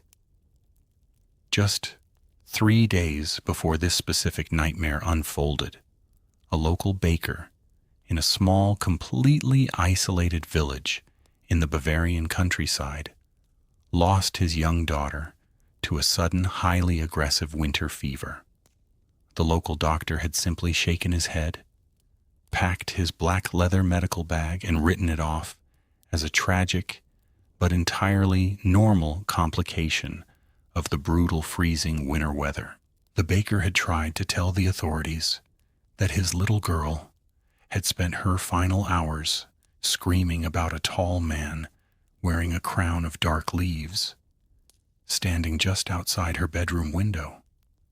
But the adults in the village just offered their quiet condolences, completely dismissing the terrified ramblings of a dying child as nothing more than severe heat-induced hallucinations. They buried the little girl in the frozen earth, completely blind to the fact that the exact same horrific pattern was about to repeat itself on the other side of the dense, dark woods. The year was somewhere in the early 1800s, and the rural landscape of Bavaria was a place defined by its massive, incredibly dense pine forests. These were not the kind of woods you would ever want to take a casual stroll through. The trees grew so incredibly close together that their thick, interwoven branches blocked out the moon entirely, creating a permanent, suffocating tunnel of pitch black darkness along the narrow dirt roads. The winter storms in this region were legendary for their absolute ferocity, sweeping down from the jagged mountains and burying the small, isolated farming communities in feet of freezing, blinding snow. And it was right in the middle of one of these catastrophic, howling winter gales that a desperate father was about to embark on the most terrifying ride of his entire life. His name was Wilhelm, and he was a deeply pragmatic, hard-working farmer who did not believe in ancient folklore or local superstitions. He was 35 years old, a man built from decades of manual labor, with thick, calloused hands and a practical mind that trusted science and modern medicine above all else. Wilhelm had a fiercely independent streak, but his entire world revolved completely around his only child, an 8-year-old boy who was the absolute light of his life.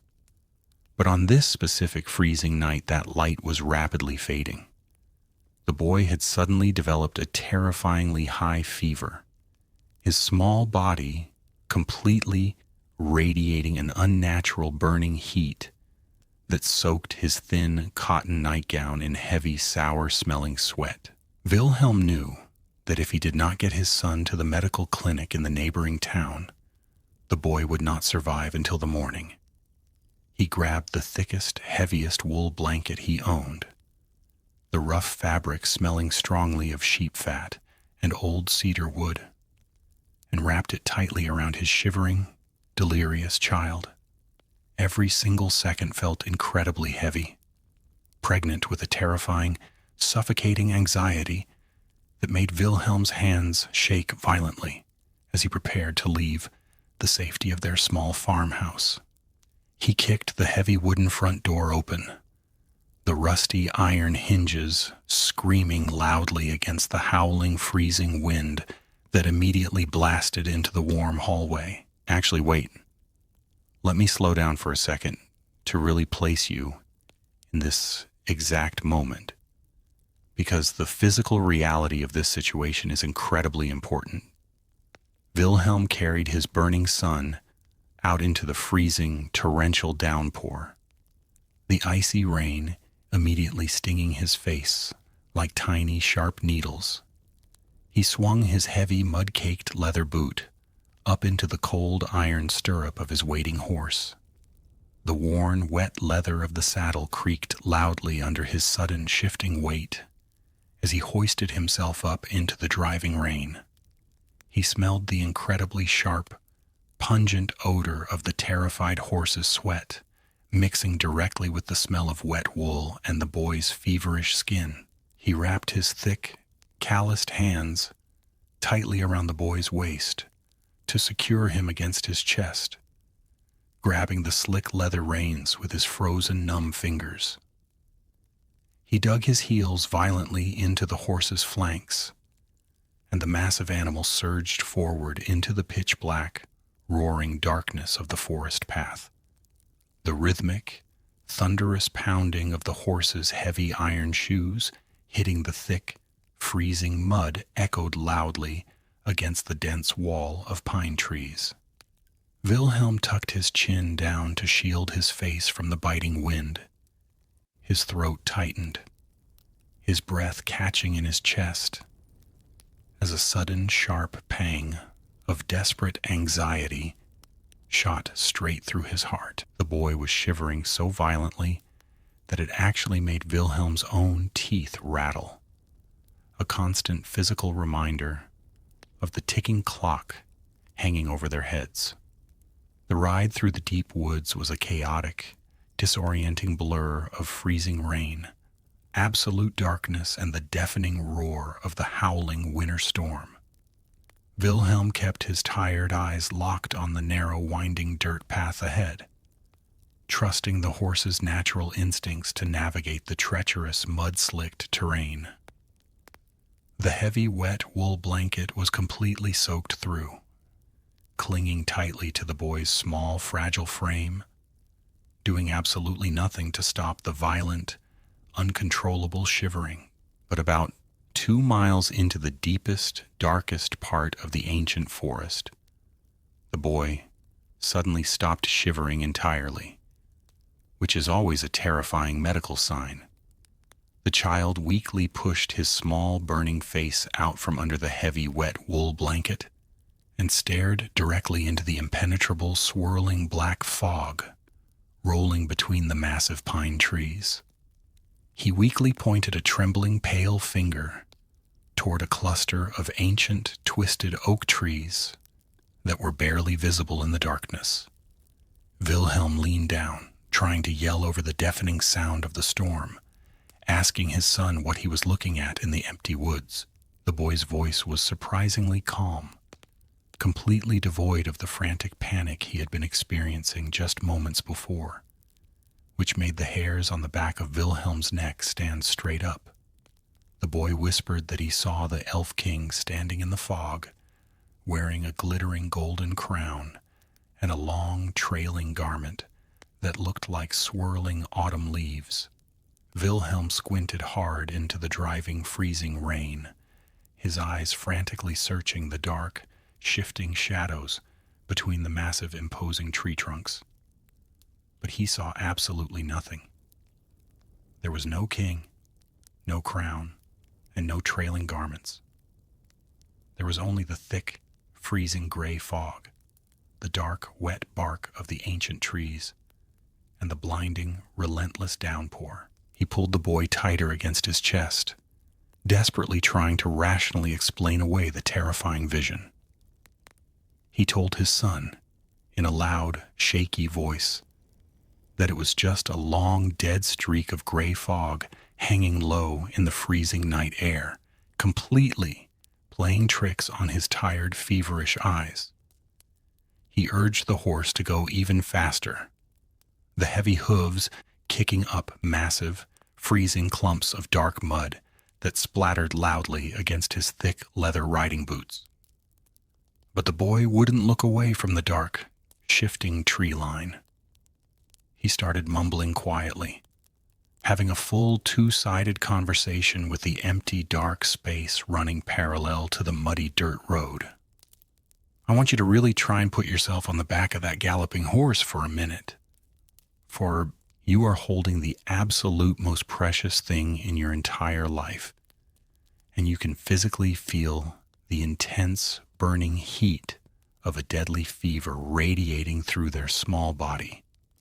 You are completely surrounded by an impenetrable, freezing darkness that stretches for miles in every single direction, and your child is calmly, quietly speaking to an invisible entity that is apparently keeping perfect pace with a galloping, terrified horse.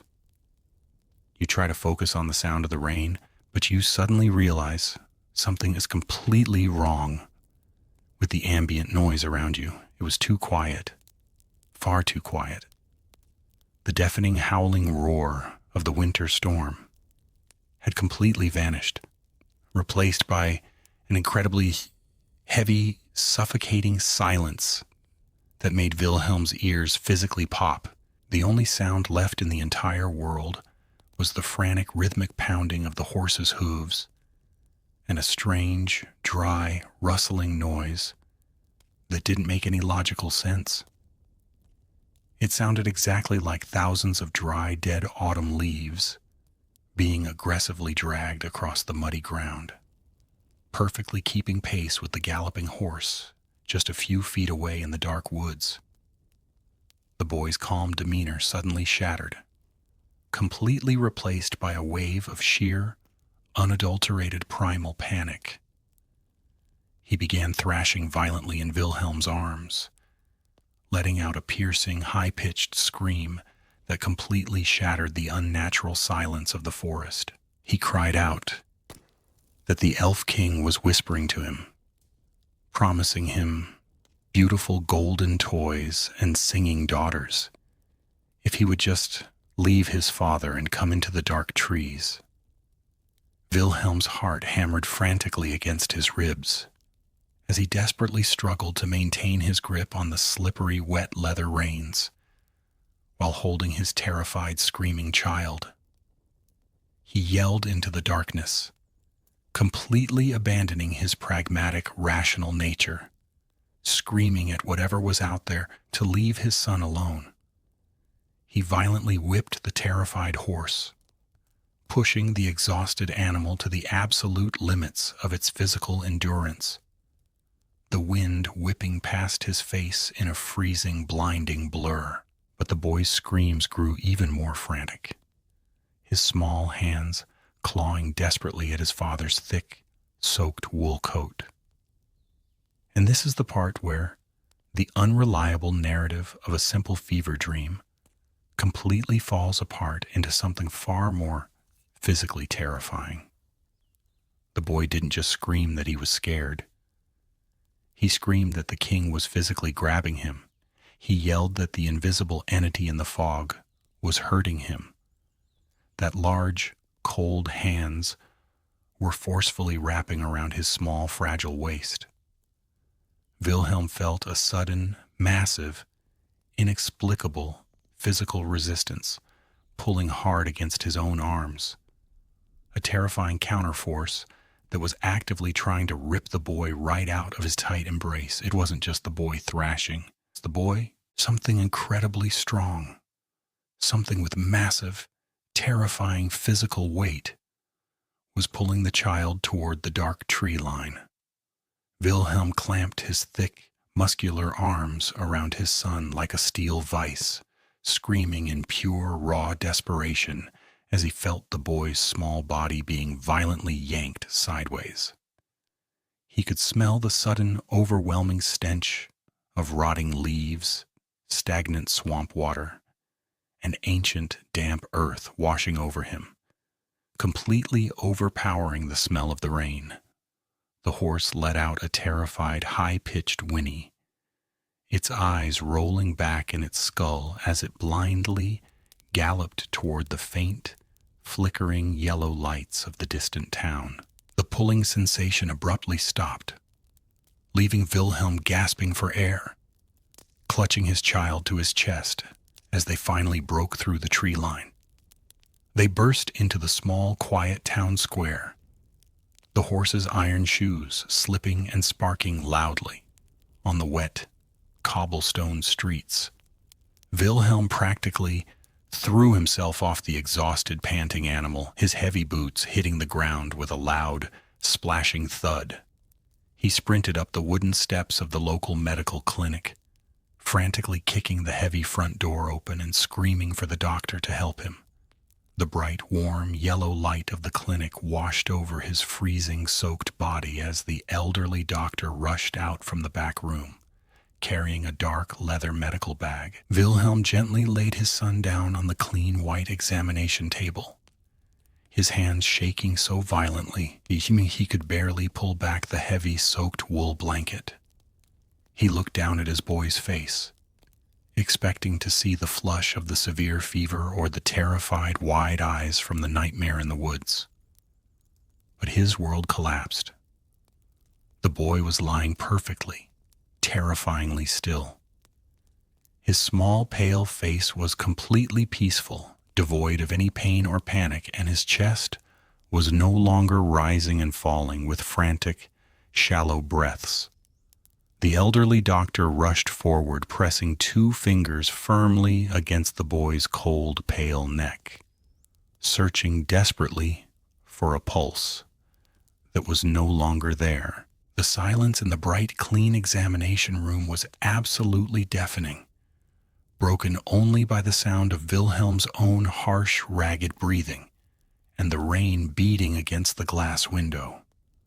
Wilhelm fell heavily to his knees on the wooden floorboards, a guttural, agonizing sob tearing its way out of his throat as the realization of his complete failure washed over him.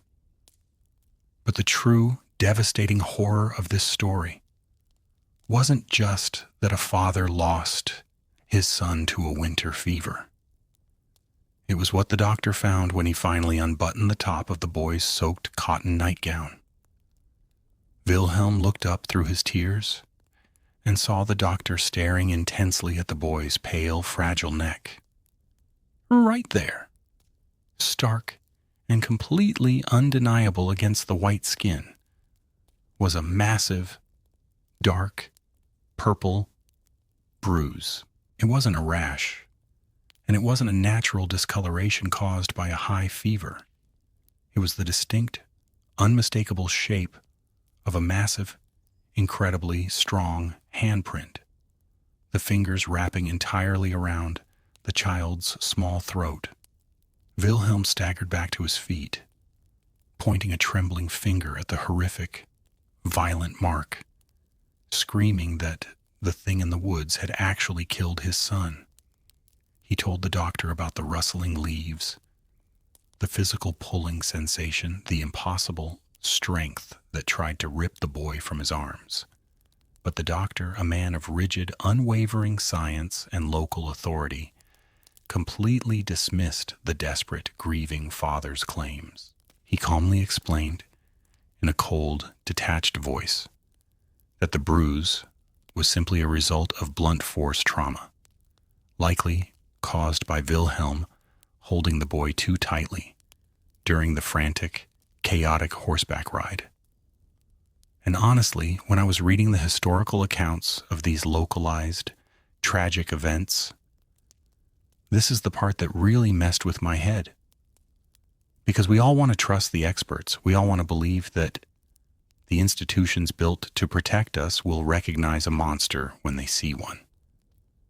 But the doctor let out a heavy, tired sigh, wiping his wire-rimmed glasses with a cloth, and casually mentioned a detail that should have changed everything. He told Wilhelm that it was a terrible tragedy, exactly like the strange, aggressive fever that had taken the local baker's daughter just 3 days ago. The doctor casually noted that the baker's daughter had also presented with the exact same strange, unexplained bruising around her neck, and had also spent her final hours hallucinating about a king in the dark woods. He wrote it off as a completely natural, albeit strange, symptom of this particular winter illness, completely ignoring the blatant, screaming, physical evidence of a serial predator. The medical institution, the very people tasked with protecting the vulnerable, had actively, blindly covered up the existence of a monster through their own sheer rational ignorance. Wilhelm left the clinic that night a completely broken, empty shell of a human being. The authorities never investigated the deep woods. They never warned the other isolated farming families. And they never acknowledged that something ancient and evil was actively hunting their children. They simply recorded the deaths as tragic complications of a severe winter fever, filing the paperwork away in a dusty cabinet. Wilhelm spent the rest of his agonizing life wandering the edges of the dark pine forest, carrying a loaded hunting rifle, desperately listening for the sound of dry, rustling leaves in the cold rain. This story leaves a massive, heavy, lingering question that refuses to be neatly answered by logic or reason. Why is it that only the children could clearly see the monster standing right there in the freezing fog? Is it because their young, developing minds haven't yet been trained to rationally filter out the terrifying, impossible things that hide in the dark corners of the world?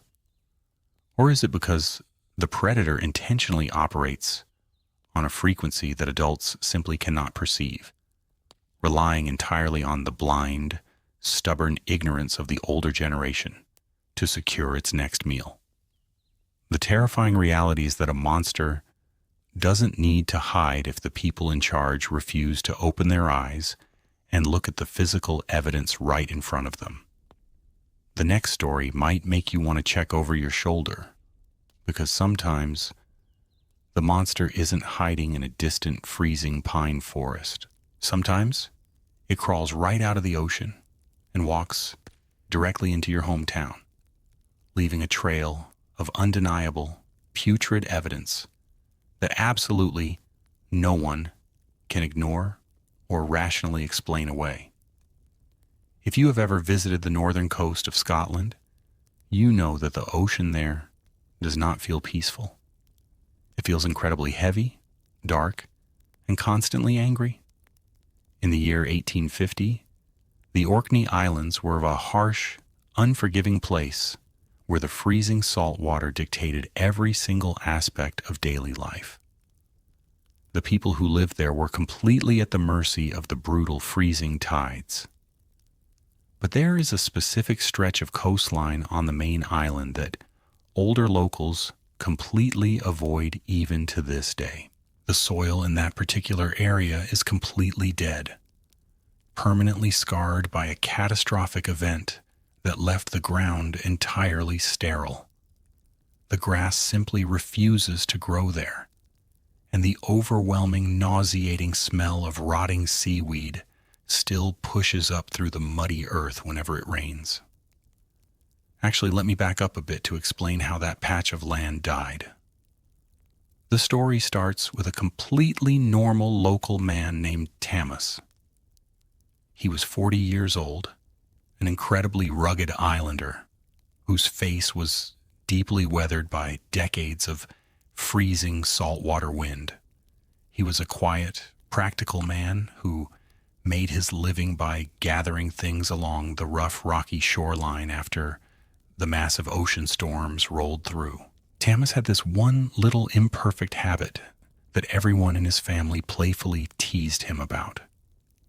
Whenever he was stressed or tired, he would completely zone out while smoking his carved wooden pipe, often walking dangerously close to the edge of the freezing, violent surf. He would just stare blindly into the dark gray water, completely lost in his own thoughts, while the freezing waves crashed around him. Like many of the hard-working people on that isolated island, Tamas was just trying to scrape by and provide a warm meal for his family. He spent his days hauling massive, heavy piles of wet, green kelp up from the rocky beaches. And it was exactly this exhausting, completely mundane daily routine that was about to accidentally trigger one of the most horrific, devastating supernatural events in Scottish history. It was late on a freezing Tuesday afternoon, and the sky was already turning a deep, bruised shade of dark purple. Tamas was walking slowly along the curved shoreline, his heavy leather boots crunching loudly against the smooth, wet stones. The freezing ocean wind whipped violently against his thick wool coat, carrying the incredibly sharp, biting scent of raw salt and decaying fish deep into his cold lungs. He was walking away from the main village, where dozens of massive, roaring bonfires were burning brightly along the sandy beach. The islanders were performing their seasonal ritual of burning massive mounds of harvested kelp to produce valuable alkali ash.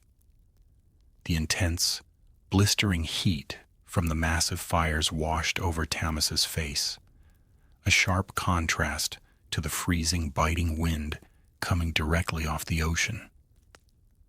The sound of the thick, wet seaweed popping and hissing violently in the open flames echoed loudly across the empty beach. The air around the village was completely choked with a thick, acrid, heavy yellow smoke that smelled intensely of burning iodine and scorched earth. The islanders did this constantly, completely clearing out massive underwater kelp forests to feed their massive, profitable industrial fires. Tamas finally walked far enough away from the village that the heavy, choking yellow smoke began to slowly dissipate into the evening air. He stopped for a second to catch his breath, leaning heavily against a massive, jagged gray boulder. He reached into the deep pocket of his wool coat, his numb, freezing fingers fumbling clumsily with his carved wooden pipe and a small, worn leather pouch of dry tobacco.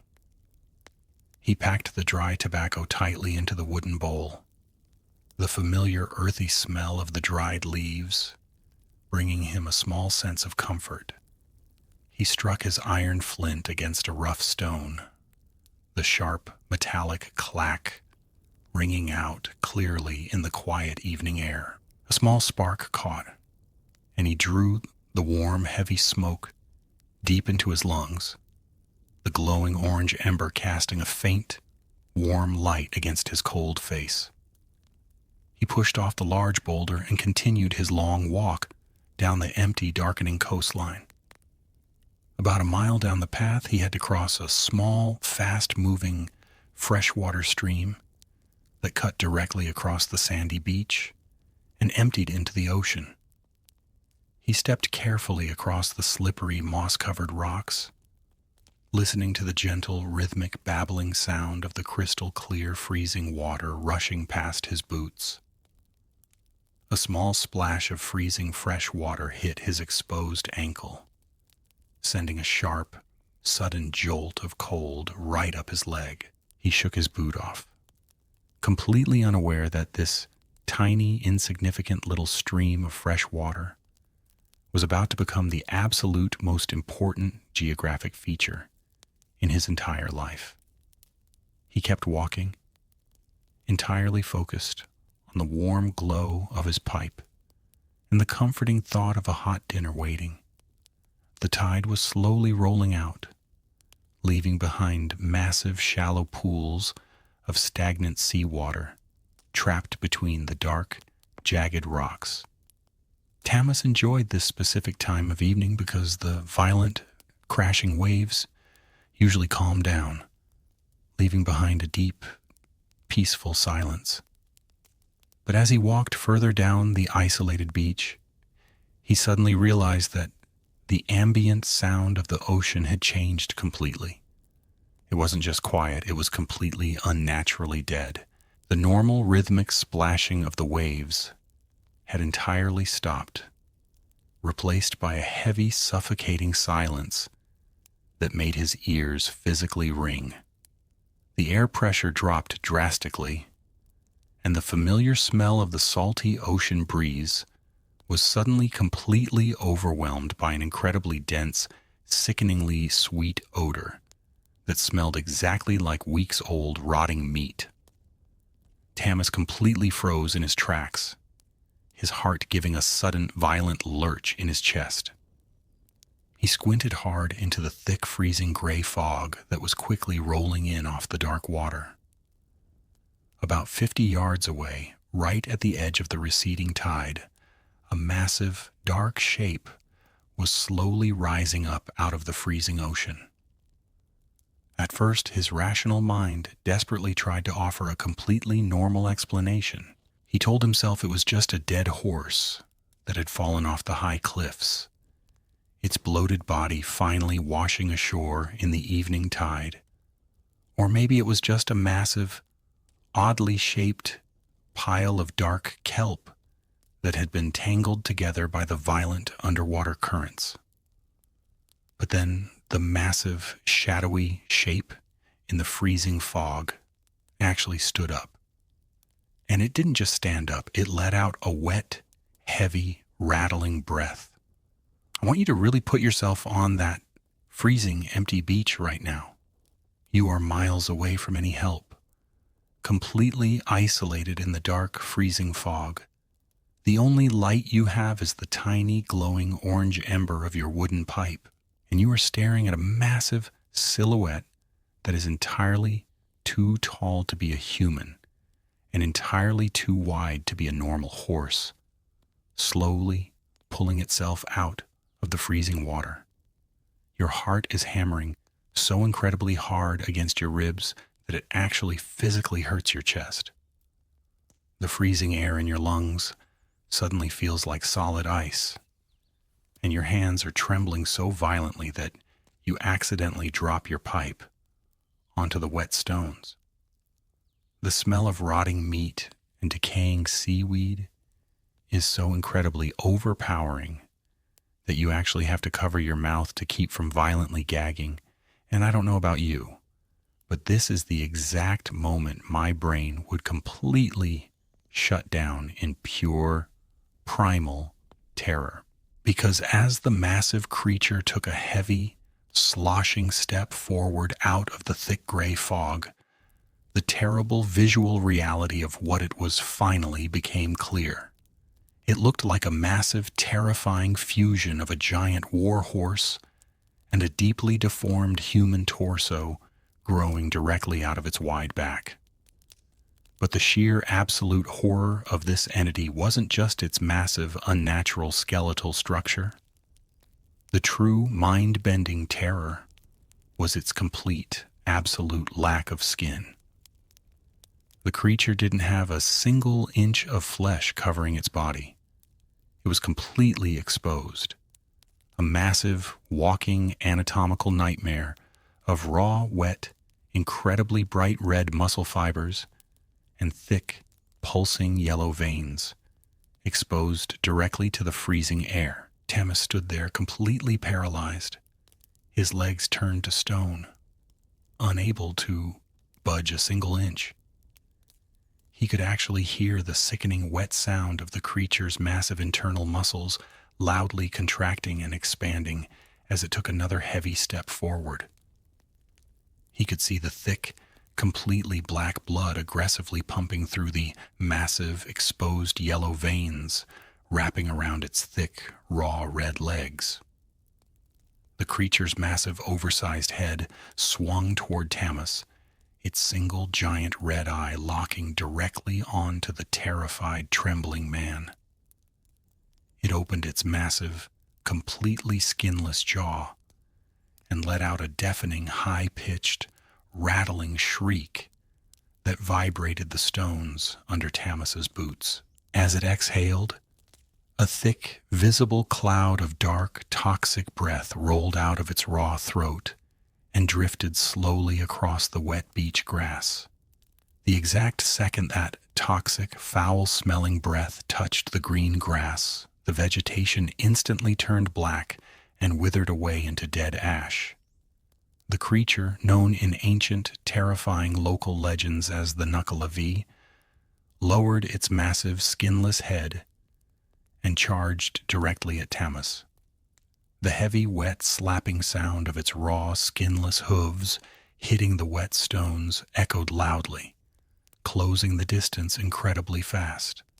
Tamas finally broke free from his absolute, paralyzing shock and turned around, running blindly back down the pitch-black, rocky beach. His heavy leather boots slipped and slid violently on the wet seaweed, his lungs burning with pure, agonizing fire as he desperately gasped for the freezing air. He could hear the massive, sloshing creature gaining on him, its hot, rotting breath practically blowing against his cold neck. And this is where the massive, completely horrifying twist of the story crashes down. For generations, the islanders thought the Nuckalava was just an irrational, mindless demon of the ocean that randomly attacked people in the dark. But as Tamas ran for his life, the truth finally clicked into place. Remember the massive roaring bonfires the villagers were constantly burning to completely destroy the ocean's kelp? The creature wasn't attacking randomly at all.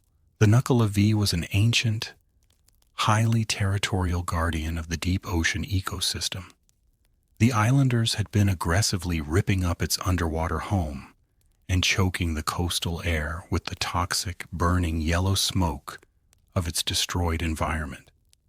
The skinless monster hadn't just wandered ashore. It had come out of the freezing water seeking pure, targeted, violent revenge.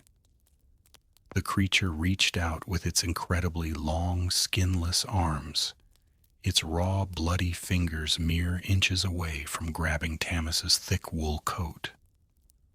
But right at that exact, terrifying second, Tamas's heavy boot splashed down into freezing, fast-moving water. He had reached the small, babbling freshwater stream that cut directly across the sandy beach. He threw himself completely forward, splashing wildly across the narrow creek.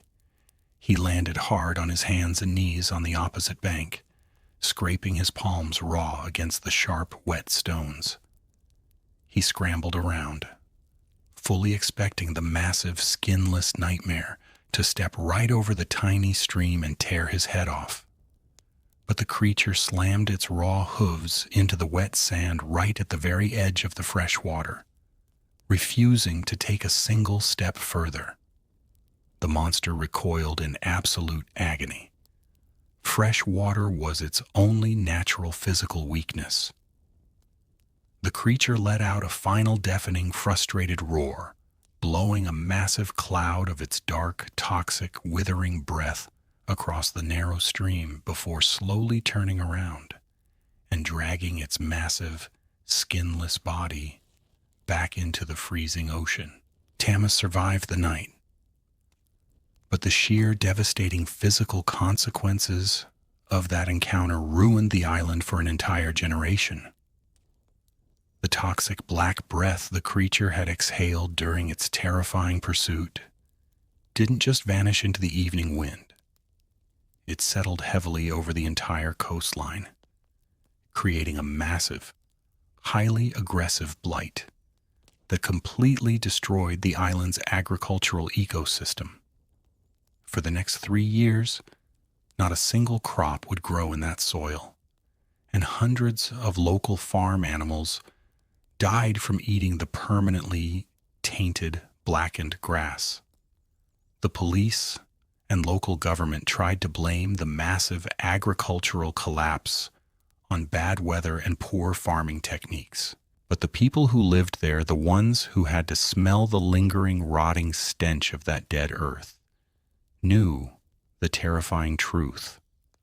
The physical, irrefutable evidence of the creature's toxic vengeance was permanently burned right into the actual dirt of their isolated, freezing island home. And that is the detail that leaves a massive, terrifying question completely unanswered. We proudly act like we completely own the land and the vast oceans, aggressively taking whatever resources we want without a single thought of consequence. But the deep ocean is ancient, freezing, and almost entirely unexplored. What other massive, skinless immune systems are waiting down there in the absolute pitch-black darkness? What happens when we finally push the natural world too far, and the ocean decides to aggressively push back with something that simply cannot be killed by modern weapons? At least Thomas saw his nightmare coming out of the vast, open ocean. The person in our next final story didn't have the luxury of running away because they intentionally called their monster out from the deepest, darkest corner of their own bedroom. In the late 1970s, the American suburbs were the absolute definition of safety and predictable routine. The neighborhoods were filled with perfectly manicured lawns, wide driveways, and large, comfortable houses where people left their front doors unlocked. The autumn weather had just started to turn cool, bringing that crisp, dry chill that makes the fallen leaves crunch loudly under your sneakers. The air smelled strongly of burning piles of oak leaves and the faint, sweet scent of cinnamon from kitchens down the street. It was the kind of environment where the most terrifying thing that could happen was failing a math test or getting grounded for missing curfew. And it was inside one of these completely ordinary, warm, well-lit houses that a group of 13-year-old girls were having a weekend sleepover. The bedroom was a chaotic mess of sleeping bags, empty soda cans, and scattered magazines. You could hear the constant overlapping sounds of high-pitched giggling and the muffled bass of a pop song playing on a cheap plastic radio. The room smelled incredibly strongly of cheap, fruity body spray, mixed with the greasy, savory scent of leftover pepperoni pizza. It felt like an absolute sanctuary, a place completely shielded from the dark, ugly realities of the outside world. At the center of this group was a girl named Sarah. Sarah was 13 years old, navigating that awkward, incredibly self-conscious phase of middle school where peer pressure dictates every single decision you make. She was a quiet girl by nature, always wanting to fit in and be seen as brave by the more popular girls in her class. She had this specific, incredibly repetitive nervous habit that she did whenever she felt anxious or put on the spot. She would constantly reach up and twist a small silver hair clip that she wore on the right side of her head. It was a beautiful, solid silver clip, shaped like a tiny crescent moon, a gift from her grandmother. Whenever the older girls challenged her or told a scary story, her fingers would immediately find that cold, smooth metal, snapping it open and closed with a tiny, sharp, clicking sound. Her friends always teased her about it, gently pulling her hand away from her hair, but they loved her because she was incredibly loyal. Like many of us at that age, Sarah was just trying to prove that she wasn't a little kid anymore, that she could handle the dark just as well as anyone else. It was right around midnight when the conversation naturally shifted away from school gossip and turned toward the supernatural. The girls were sitting in a tight circle on the thick, plush carpet, the rough synthetic fibers pressing uncomfortably into their bare knees. Sarah reached for a cold slice of pizza, the stiff, greasy cardboard box making a dull scraping sound against the floor. She bit into the cold crust, tasting the stale tomato sauce and hardened cheese, while listening to her best friend start talking about urban legends. The room felt incredibly warm and safe, the yellow glow of the bedside lamp casting soft, familiar shadows against the floral wallpaper. One of the girls brought up a local rumor, a game you play in the dark in front of a mirror. Honestly, I need to back up for a second, because the context of this specific conversation is completely crucial to what happens next. Sarah's older brother was taking a psychology class in high school, and he had recently explained to her how optical illusions work. She proudly told the group about the Caputo effect, a real scientific phenomenon where staring at a mirror in low light causes your brain to misfire, making your own face look monstrous. She explained it perfectly, feeling the smooth edge of her silver hair clip as she talked, completely rationalizing the ghost story away. But 13-year-old girls do not care about science or the complex neurology of the human brain. The group immediately challenged Sarah to prove her theory by actually going into the dark bathroom and playing the game herself. Her throat tightened, and her breath hitched slightly in her chest as the sudden, overwhelming weight of peer pressure landed squarely on her shoulders. She forced a confident smile, her hands trembling slightly as she pushed herself up from the soft carpet. She told them it was just a stupid trick of the light, completely fake, and she would happily prove it to them right now. She walked slowly out into the dark hallway, the thick white socks on her feet, sliding silently across the smooth, polished hardwood floor. The hallway was completely pitch black, the only light coming from the crack of the bedroom door behind her. She could hear her friends giggling and whispering excitedly, their voices sounding strangely muffled and far away. The air in the hallway was significantly colder than the bedroom, carrying the faint, sterile smell of lemon floor wax and old dust. She reached the bathroom door, her fingers wrapping around the cold brass doorknob, feeling the smooth, rounded metal pressing into her sweaty palm. She turned the handle, the internal mechanism clicking loudly in the quiet house, and pushed the heavy wooden door open. She stepped onto the cold, hexagonal ceramic tiles of the bathroom floor, the sudden drop in temperature sending a sharp shiver right up her spine.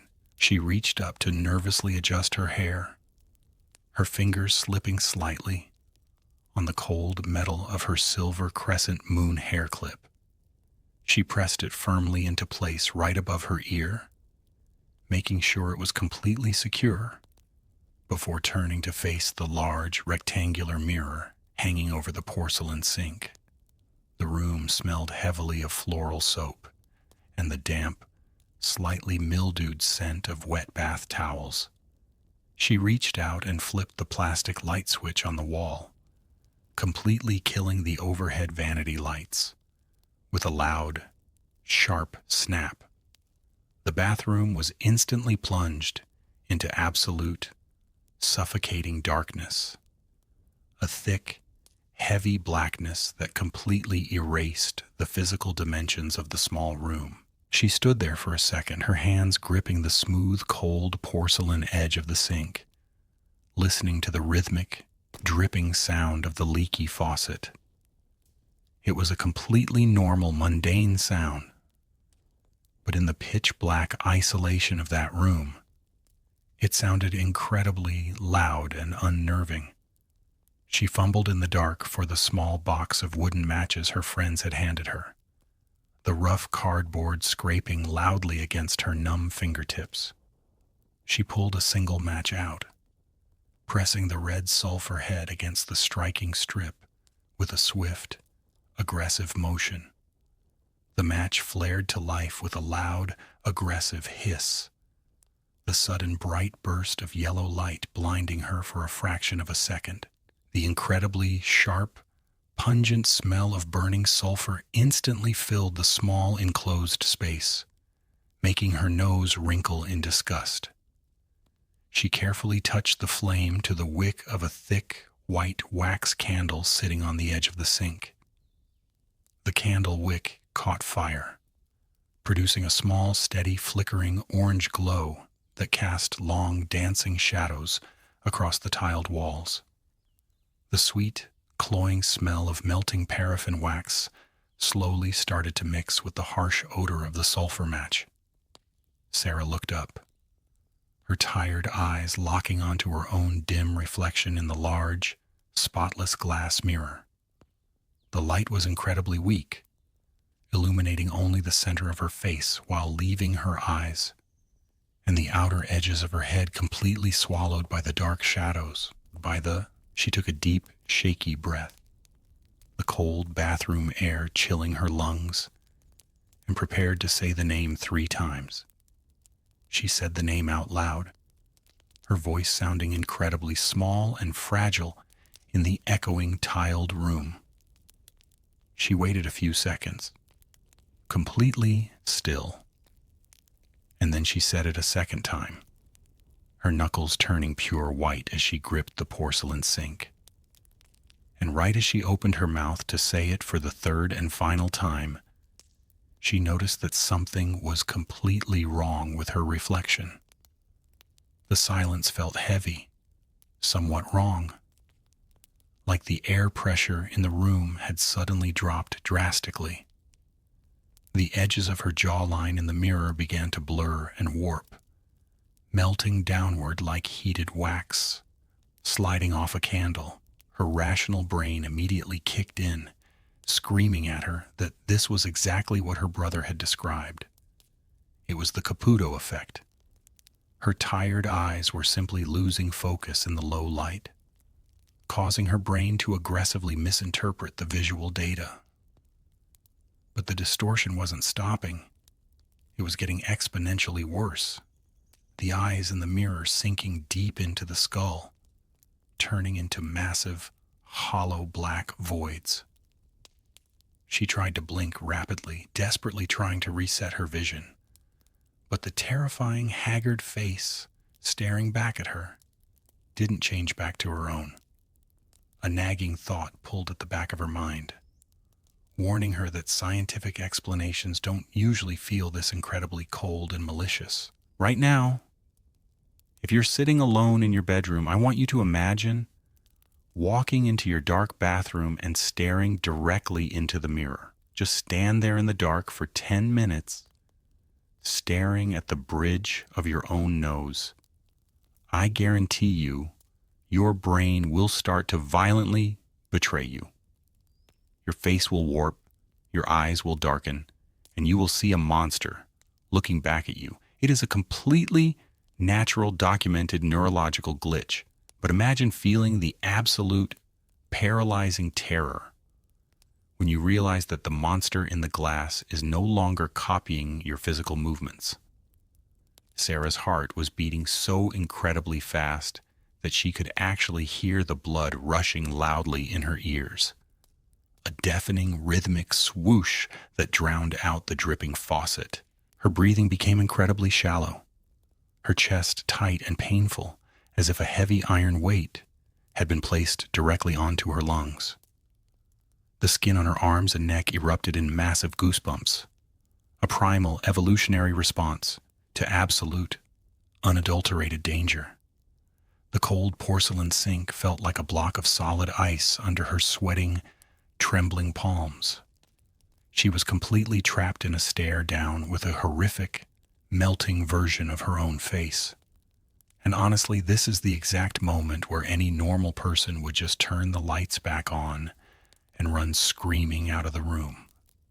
I don't know about you, but the second my reflection stops matching my face, the scientific experiment is completely over. But Sarah was completely frozen in place, utterly paralyzed by the sheer, impossible reality of what she was looking at. The face in the mirror wasn't just distorted anymore. It was actually smiling at her, a horrific, wide, malicious grin that revealed rows of rotting, jagged black teeth. The creature in the glass slowly raised its hand, its long, filthy, rotting fingers reaching up to touch the smooth surface of the mirror from the inside. The sound it made was absolutely horrific, a high-pitched, screeching noise, like jagged fingernails dragging aggressively across a blackboard. Sarah physically recoiled, staggering backward away from the sink, her heavy socks slipping dangerously on the cold, wet ceramic tiles. The smell in the room completely changed, the sweet scent of the wax candle entirely replaced by the overpowering, nauseating stench of old, stagnant blood and rotting copper. The entity in the mirror began to aggressively pound its fists against the glass, violently demanding to be let out. But then Sarah remembered the textbook her brother had showed her. She remembered the specific chapter on peripheral vision fading and sensory deprivation. She forcefully squeezed her eyes tightly shut, taking a deep, shuddering breath, aggressively forcing her panicked brain to rationally calm down. She told herself, over and over again, that none of this was physically real, that her terrified mind was simply generating an incredibly vivid hallucination based on the scary story she had just heard. A massive wave of completely false relief washed over her, slowing her racing heartbeat down to a somewhat normal rhythm. She actually smiled in the dark, feeling incredibly proud of herself for conquering her irrational fear. She kept her eyes firmly closed, not wanting to trigger the horrific optical illusion again, and leaned forward over the cold porcelain sink. She could feel the warm, gentle heat of the small candle flame radiating against the soft skin of her left cheek. She took a very deep breath, filling her lungs with the cold bathroom air, fully intending to blow the tiny flame out and walk proudly back out into the hallway. The darkness behind her closed eyelids felt safe and comforting, a secure, rational barrier against the terrifying tricks of the dim light. She pursed her lips, leaning just a fraction of an inch closer to the heat source. But before she could even exhale a single breath of air, the candle flame was violently extinguished. It wasn't blown out by a draft in the room. Sarah felt an incredibly powerful, freezing cold blast of air hit her directly in the face, completely smelling of rotting meat and wet soil.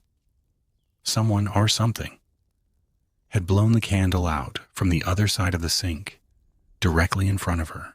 The sudden, absolute darkness was entirely suffocating, but the terrifying realization that she was no longer physically alone in that tiny, locked bathroom was infinitely worse. Her eyes snapped open into the pitch-black void, her lungs completely freezing in her chest. And here's where the story completely abandons any logical, rational explanation. It turned out that the neuroscience book was completely right. Your brain will absolutely create a monster if you stare into a mirror long enough. But the book forgot to mention one incredibly important detail. If you give a hallucination enough of your fear, it becomes physically real. Let that sink in for a second, because this means Sarah didn't just see a ghost. She actually opened a physical door that was never meant to be opened. The truth hit her like a massive truck. Remember the silver crescent moon hair clip I mentioned earlier? The one she pushed firmly into her hair right before she turned off the lights? As Sarah stood paralyzed in the pitch-black bathroom, she felt in cold, wet, rotting fingers violently grab the side of her head. The fingers didn't just grab her hair. They aggressively ripped the silver clip right out of her scalp with a sickening, tearing sound. She let out a deafening, agonizing scream, completely shattering the heavy silence of the house as those unseen claws violently dragged across her face, tearing deep, bloody gashes into her cheeks. Her friends heard the blood-curdling scream and rushed into the hallway, frantically twisting the brass doorknob, but the heavy wooden door was locked from the inside. They aggressively slammed their shoulders against the wood, crying and screaming Sarah's name. Listening to the horrific sounds of violent thrashing and shattering glass coming from inside the dark room. Finally, Sarah's father, who had been asleep downstairs, rushed up the stairs and kicked the bathroom door completely off its hinges with a massive, splintering crash. The bright hallway light flooded into the tiny, freezing bathroom, illuminating a scene of absolute, complete physical horror. Sarah was curled up into a tight, trembling ball on the wet ceramic tiles, completely covered in her own blood. Her face was brutally lacerated, covered in deep, parallel scratches that looked exactly like they had been made by long, jagged fingernails. She was hyperventilating wildly, unable to speak, her eyes wide with a permanent, completely unadulterated primal terror. Her father scooped her up into his arms, rushing her directly out to the family car to drive to the local emergency room. The physical wounds on her face took months to heal, leaving thick, pale, permanent scars across her cheeks that she would have to look at for the rest of her life. But there was absolutely no justice to be found because you cannot arrest a supernatural entity. When the police finally inspected the bathroom the next morning, they found absolutely no sign of an intruder. The window was painted shut. The door had been locked from the inside, and the large glass mirror hanging over the sink was completely intact, without a single crack or scratch on its surface. But the detail that completely destroyed any rational scientific explanation was located directly in the center of that spotless glass. Sarah's solid silver crescent moon hair clip wasn't lying on the tile floor or in the sink. The silver clip was completely embedded deep inside the solid glass of the mirror, perfectly suspended in the middle of the pane as if the glass had melted around it and frozen solid.